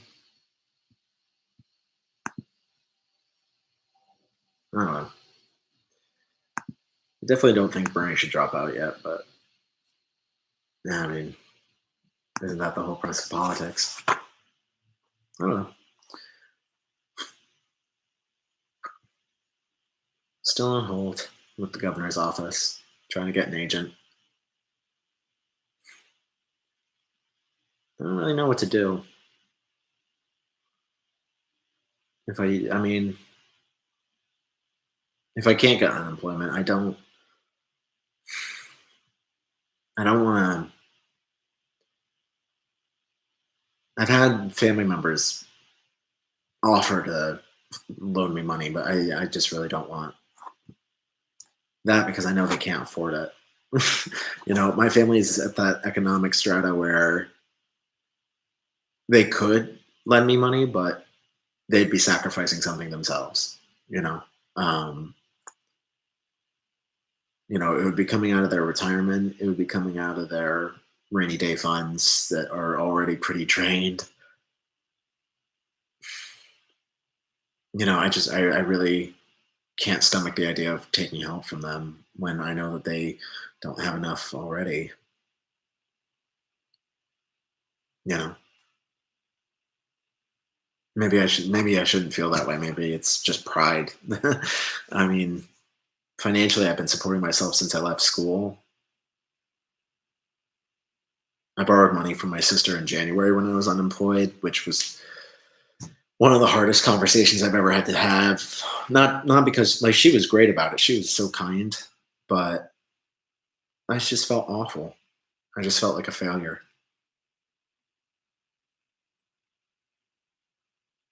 Kind of like now I feel even with everything, even with the pandemic, I just feel like a failure that I can't get through this on my own. I'm the first one to call bullshit on America's ideals of rugged individualism, but that shit gets in your head and it's hard to get rid of it. It's hard to escape it. Even if you know it's ridiculous. You still can't extract it without conscious effort. I still feel like a failure because I'm asking for government benefits because I can't find work because I can't make money on my own or save or that I haven't saved enough money. Even though, you know, if I cut out drinking beer for an entire month, I would save what, $100 maybe tops. My rent is $1,000. My health insurance is 300, and that's after my tax credit. Like my biggest, like 75% of my expenses are absolute necessities. Rent, transportation, health insurance, phone bill, utilities. And then there are the things that are pretty much required for my work, like the Adobe suite that I use, and then groceries. That's maybe $200 a month in groceries.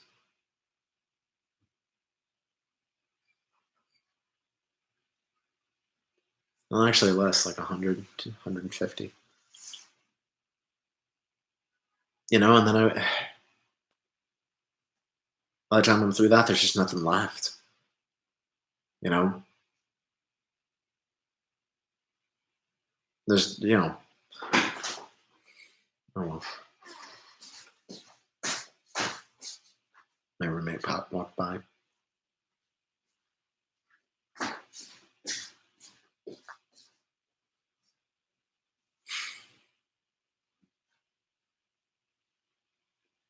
I don't know why I'm doing this.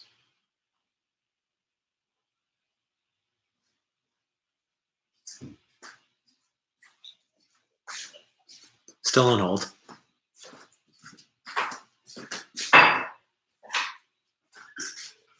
The live stream peaked at 4 viewers. Now we're back down to 1. Yeah, I know, right? I think it's because me and a friend were arguing about Lady Bird versus Little Women in the comments.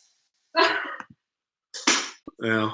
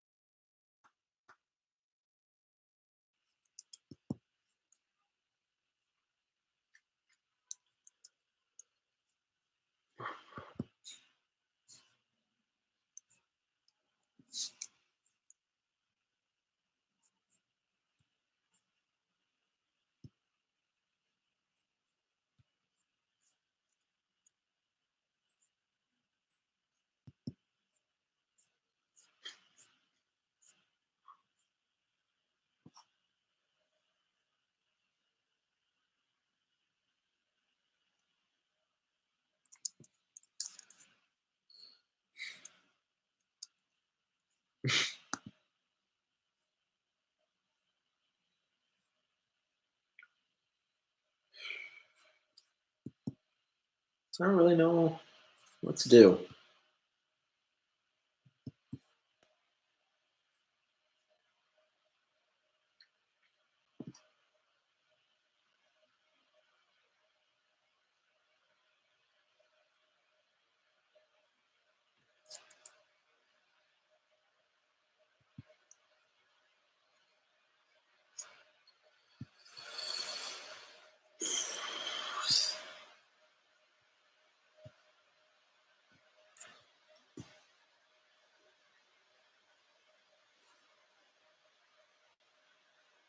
God, this phone music sucks. It's just sort of like, I think it's supposed to be a guitar riff, but it keeps cutting out and it sounds so jerky.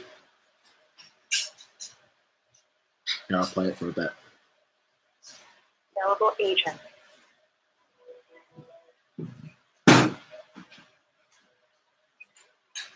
Can you even hear it?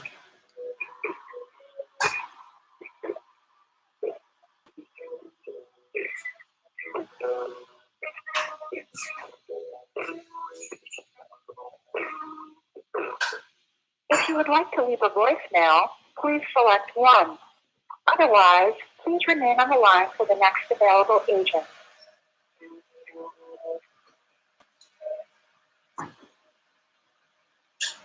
That's pretty much it. Just, you know, loops.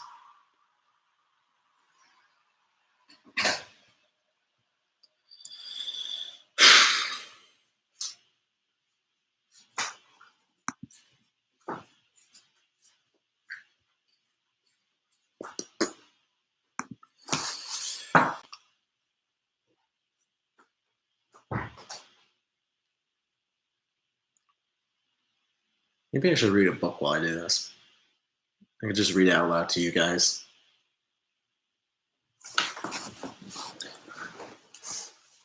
I bought this because this was what my panic buy as the crisis started. I'll read you some sonnets. That'll be fun. I'm just going to read all of them. Why not? Let's see. Sublime, the Tempest, 98. I think it's near the back.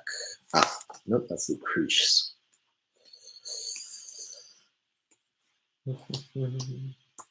Sonnets.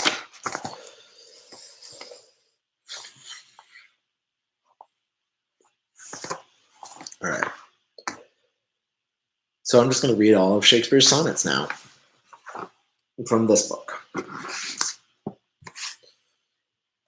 From fairest creatures we desire increase, that thereby beauty's rose might never die.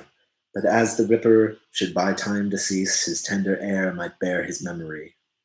But thou, contracted to thine own bright eyes, feedest thy light's flame with self-substantial fuel, making a famine where abundance lies, that thyself thy foe, to thy sweet self so cruel. Thou art now the world's fresh ornament, and only herald to the gaudy spring. Within thine own bud buriest thy content, and tender churl makest waste in niggarding. Pity the world, or else this glutton be, to eat the world's due by the grave and thee. I'm not sure I understood that one.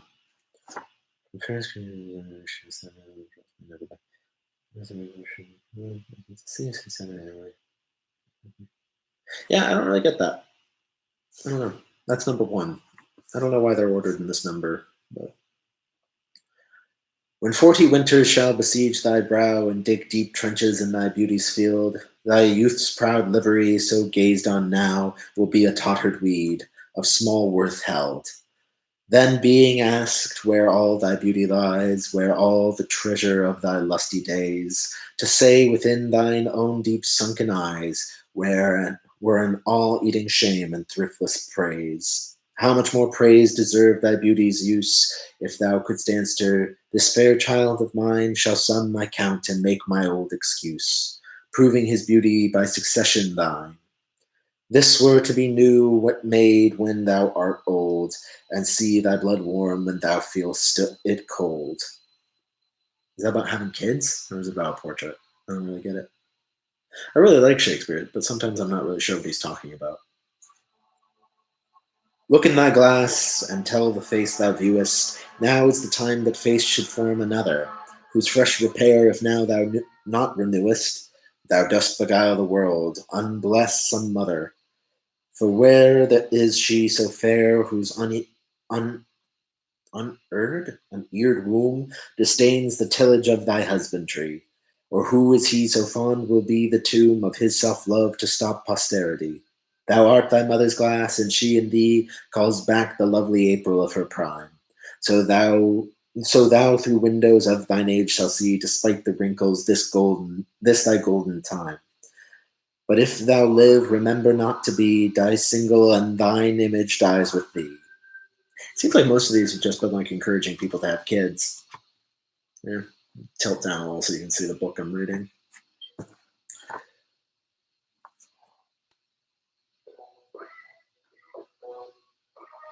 Oh, I just got a reminder that it's Census Day. I have already completed the census.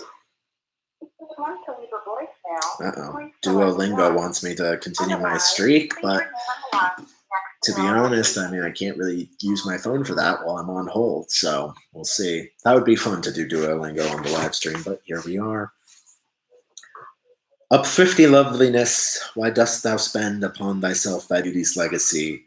Nature's bequest gives nothing, but doth lend, and being frank, she lends to those are free. Then, beauteous niggard, why dost thou abuse the bounteous largesse given to... I'll be quiet. Beauteous largesse given thee to give. Profitless usurer, why dost thou use so great a sum of sums, yet canst not live? Or having traffic with thyself alone, thou of thyself, thy sweet self dost deceive. Then how, when nature calls thee to be gone, what acceptable audit canst thou leave? Thy unused beauty must be tuned with thee, which used lives the executioner to be. Executed to be. I don't really. Yeah, he just seems to be encouraging hot people to have kids with all of these. Like, it's just sort of like, hey, you're hot, have a kid, so your kid will be hot. Also, he keeps using the term niggard, which it means cheap, but it sounds like something else. So please remember the context. I am not saying the word that you might initially think I am saying. I'm probably going to regret even pointing that out, but, you know. Those hours that with gentle work did frame the lovely gaze where every eye doth dwell, will play the tyrants to the very same, and that unfair which fairly doth excel. For never resting time leads summer on to hideous winter and confounds him there. Sap checked with frost, and lusty leaves quite gone, bestow o'ersnowed and bareness, or beauty o'ersnowed and bareness everywhere. Then were not summer's distillation left, a liquid prisoner pent in walls of glass. Beauty's effect with beauty were bereft, nor it, nor no remembrance what it was. But flowers distilled, though they with winter meets, lease but their show, their substance still lives sweet. I think that one was about wine, which I find a refreshing change of topic. Then let not winter's ragged hand efface in thee thy summer, ere thou be distilled, make sweet some vial. Treasure thou some place with beauty's treasure, ere it be self-killed. That use is not forbidden usury, which happies those that pay the willing loan. That's for thyself to breed another thee, or 10 times happier, be it 10 for one. 10 times thyself were happier than thou art. If 10 of thine 10 times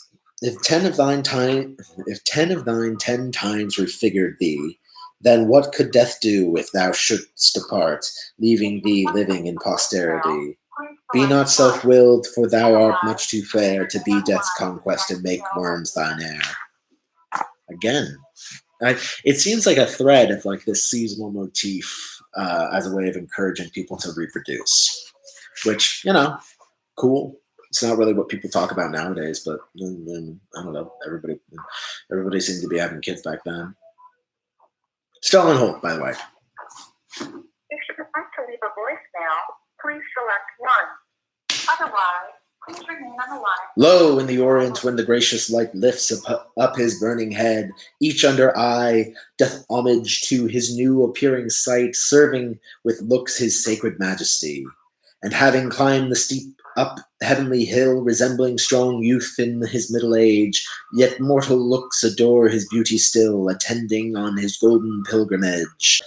If you would like to leave a voicemail, please select 1. 5. Please remain line. But when from highmost pitch with weary car, like feeble age, he reeleth from the day, the eyes for duteous, now converted are from his low tract, and look another way. So thou thyself outgoing in thy noon, unlookst on diest, unless thou get a son. Geez, more about being kids. Just when I don't think that it's about having kids, it's about having kids. Otherwise, please remain on the line for the next available agent. Music to hear, why hearest thou music sadly? Sweets with sweets war not, joys, delights, enjoy. Why lovest thou that which thou receivest not gladly, or else receivest with pleasure thine annoy? If the true concord of well-tuned sounds by unions married do offend thine ear, they do but sweetly chide thee, who confounds in singleness the parts that thou shouldst bear. Mark how one string, sweet husband to another, strikes each in each by mutual ordering, resembling sire and child and happy mother, who all in one pleasing note do sing. Those speechless songs being many, seeming one, sings this to thee, thou single wilt prove none. Geez, this is just really not great stuff to read when you're single. Yeah, I'm just going to read the one I like. Or not, I like a lot of them, but there's one that I really, my favorite, that I will find. I think it's like 160 something. Yatata. 138. I was off. When my love swears that she is made of truth, I do believe her, though I know she lies. That she might think me some untutored youth, unlearned in the world's false subtle ties. Thus vainly thinking that she thinks me young, although she knows my days are past the best. Simply I credit her false-speaking tongue. On both sides thus is simple truth suppressed. But wherefore says she not she is unjust? And wherefore say not I that I am old? Oh, love's best habit is in seeming trust, and age in love loves not to have years told. Therefore I lie with her, and she with me, and in our faults by lies we flattered be. I really like that one. I don't know why. It's clearly written from the perspective of an older man, and I'm, 20-something. Maybe I'll read some plays. Read some plays. Do you want me to read some plays? One person watching this? Twelfth Night. That was probably the first Shakespeare play I ever read.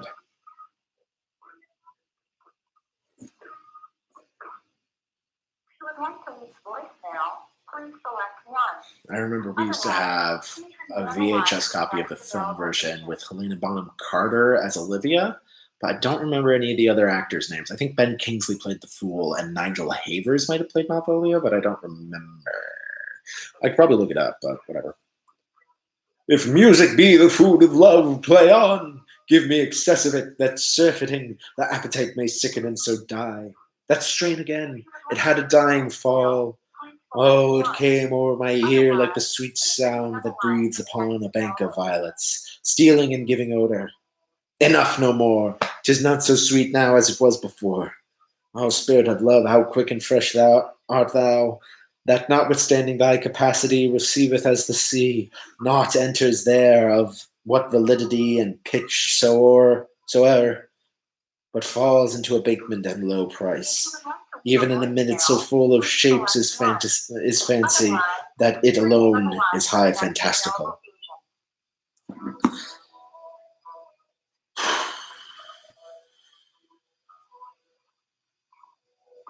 I saw Twelfth Night at the Globe when I was visiting London.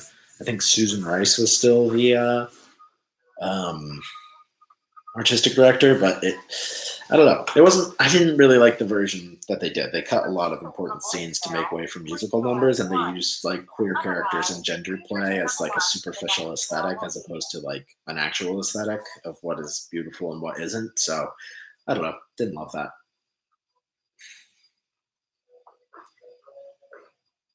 I don't know, but I'm glad to have this.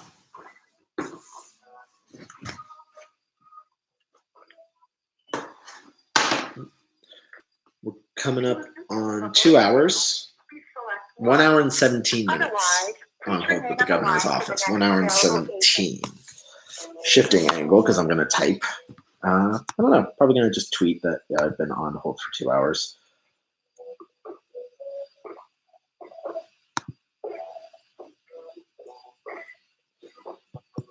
I don't really know what to do right now. Like, I keep saying that.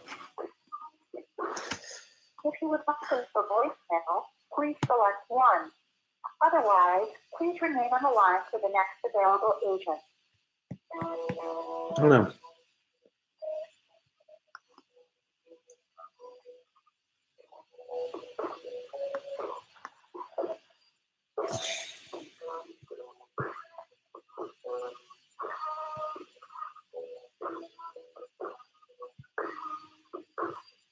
If you would like to leave a voicemail, please select 1. Otherwise, please remain on the line for the next available agent.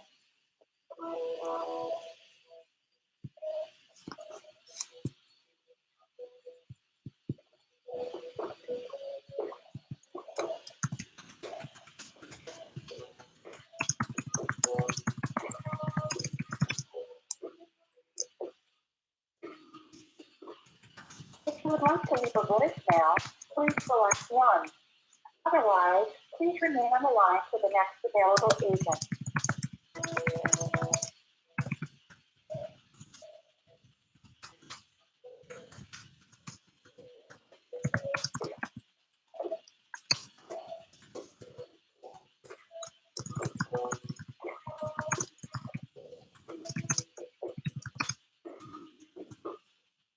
If you would like to leave a voicemail, please select 1. Otherwise, Just please tweeting, remain on that's the all. line for Nothing the fun. next available agent. Maybe I'll post something on Facebook too, just to be like, yep, still going. Ya-ta-ta.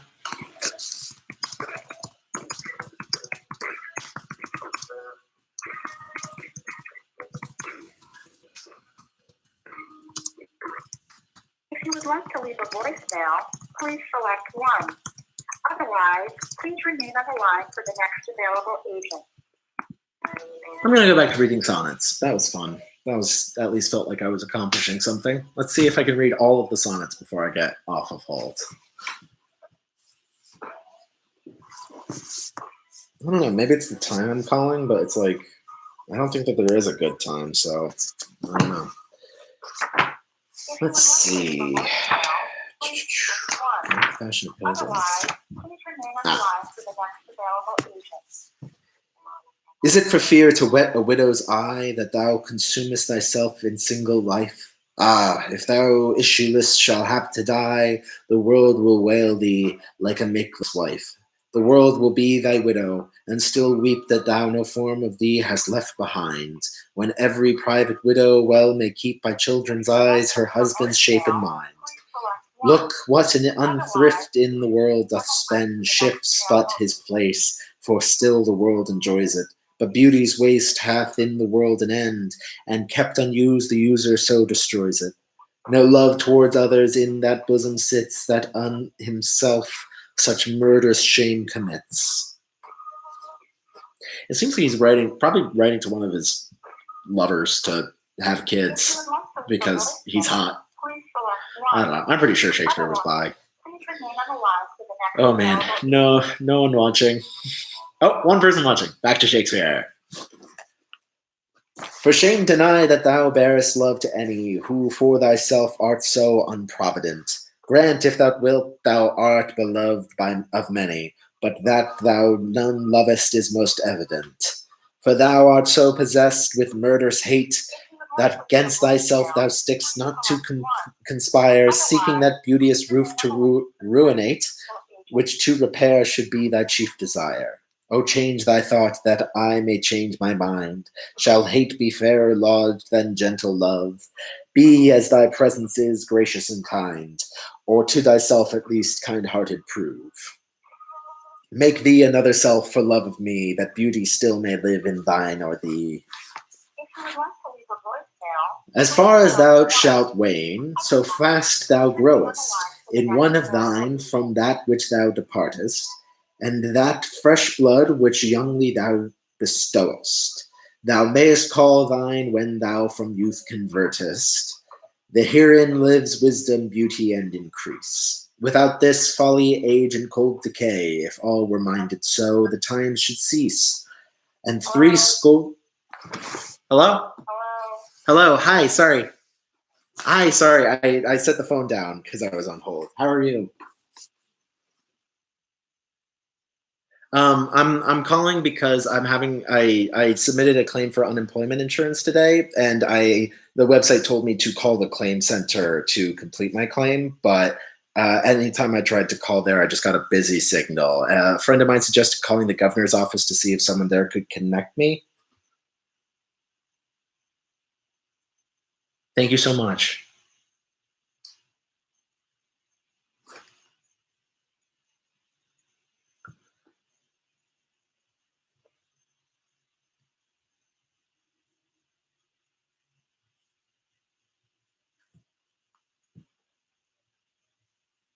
Hi there. I submitted a claim for unemployment insurance earlier today, and when I finished submitting it, it told me that I needed to call and speak with somebody at the office to complete my claim.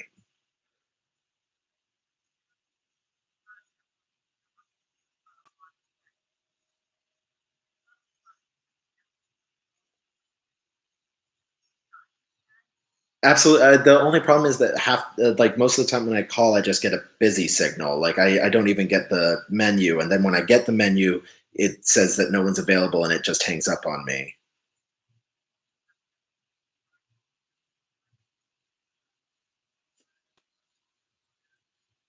Okay, so like later today might be better. Okay. All right. All right. Yeah, I realize you guys are probably going through the ringer right now. I'm really concerned about making sure my claim goes through before the end of the week.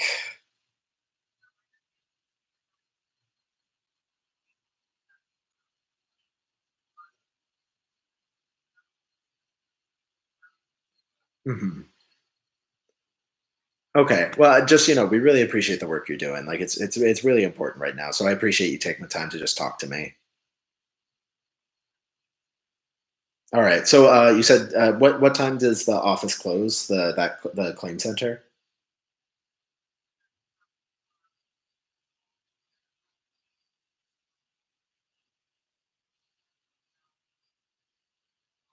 Mhm. Of course.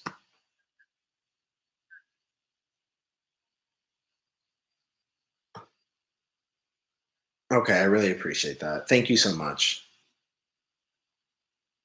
All right. Have a good day.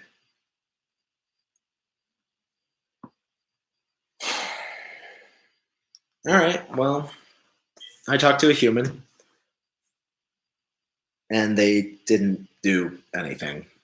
Um, they just sort of said they didn't even take down my information. Uh, I don't know.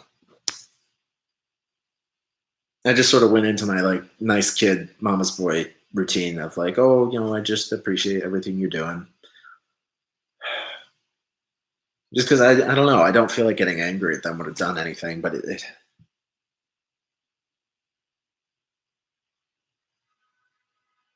they're just like, yeah, call back later. Call back at 6 tonight.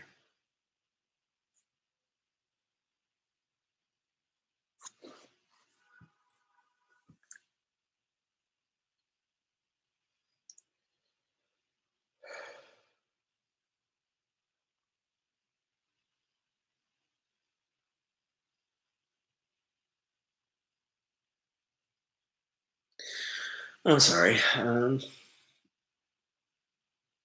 This is just really scary.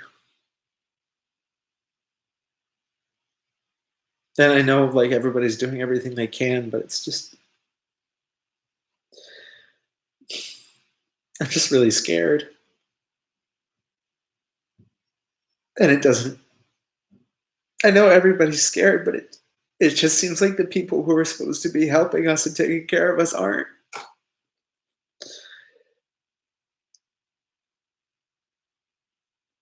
It just feels like we're on our own. And like we still have to play by all the rules, but nobody else does.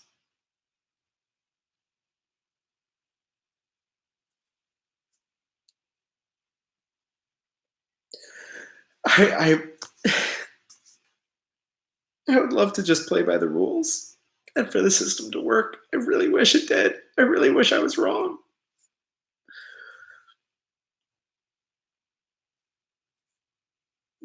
but it doesn't work.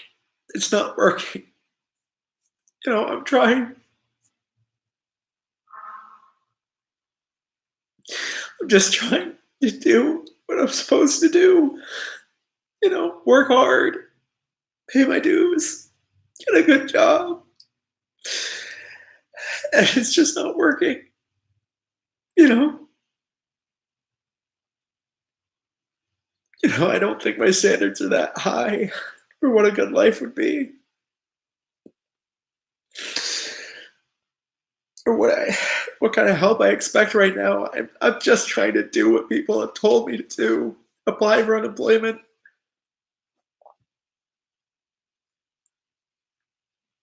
It just feels like no one cares.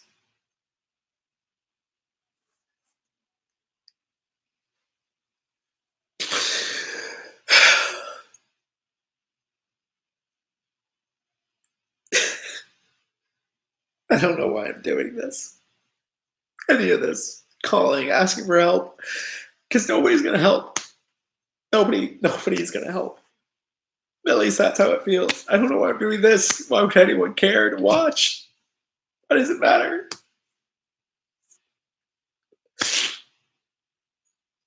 I don't even know what the point of living is at this point.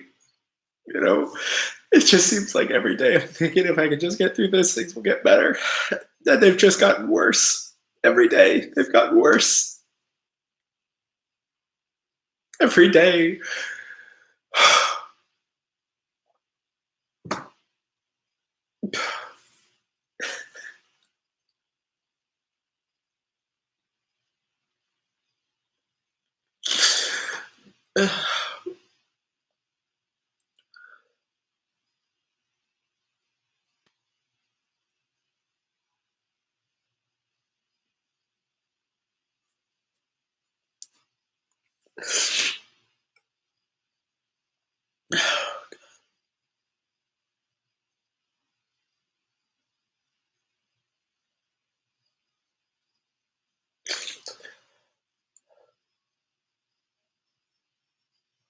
I don't know what to do. I really don't. I really don't know what to do.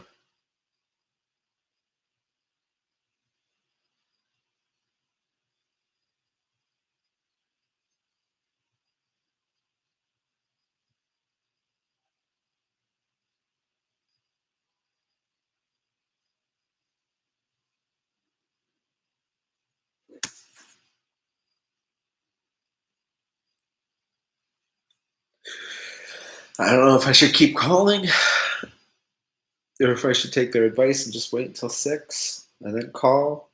They said if I can't talk to somebody by the end of the week, they'll still backdate my application, but I don't know what the fuck that means.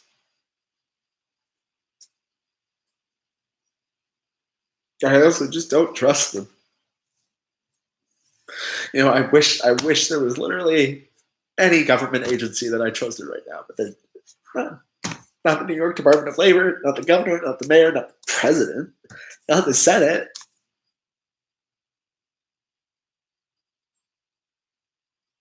I don't know what to do.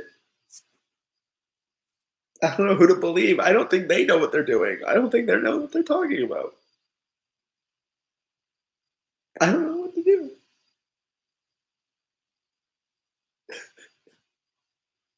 I was on hold for an hour just to have somebody tell me to call back later. Oh, that's ridiculous. That's absurd. They can't even take down a name. They can't even take down a name or a phone number. Just try calling back later.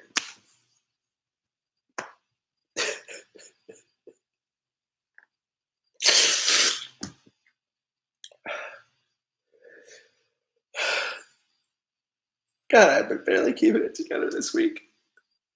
This is the first time I've really cried about this whole thing. But for 2 weeks, I've just been trying to keep it together because I'm so scared.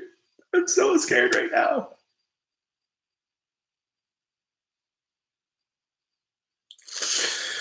I don't know what to do. I don't know what to do.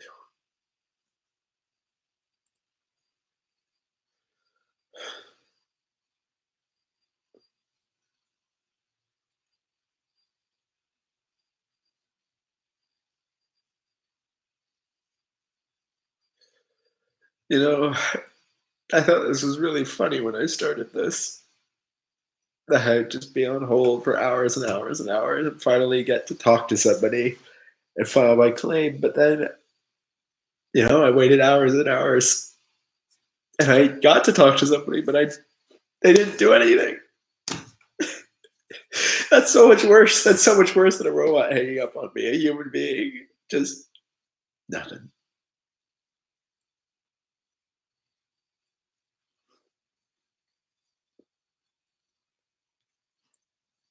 I don't blame them,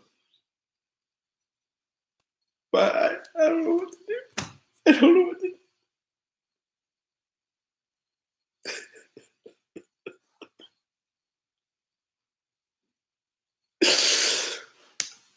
I don't know why I'm still recording this. Probably gonna come back to haunt me in 20 years or some shit. I don't know. Is that how everything works now?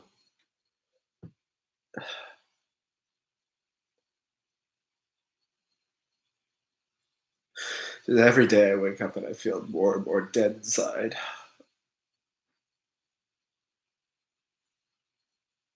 I miss my therapist. Fuck it. I guess that's it. Thanks for watching, whoever you were.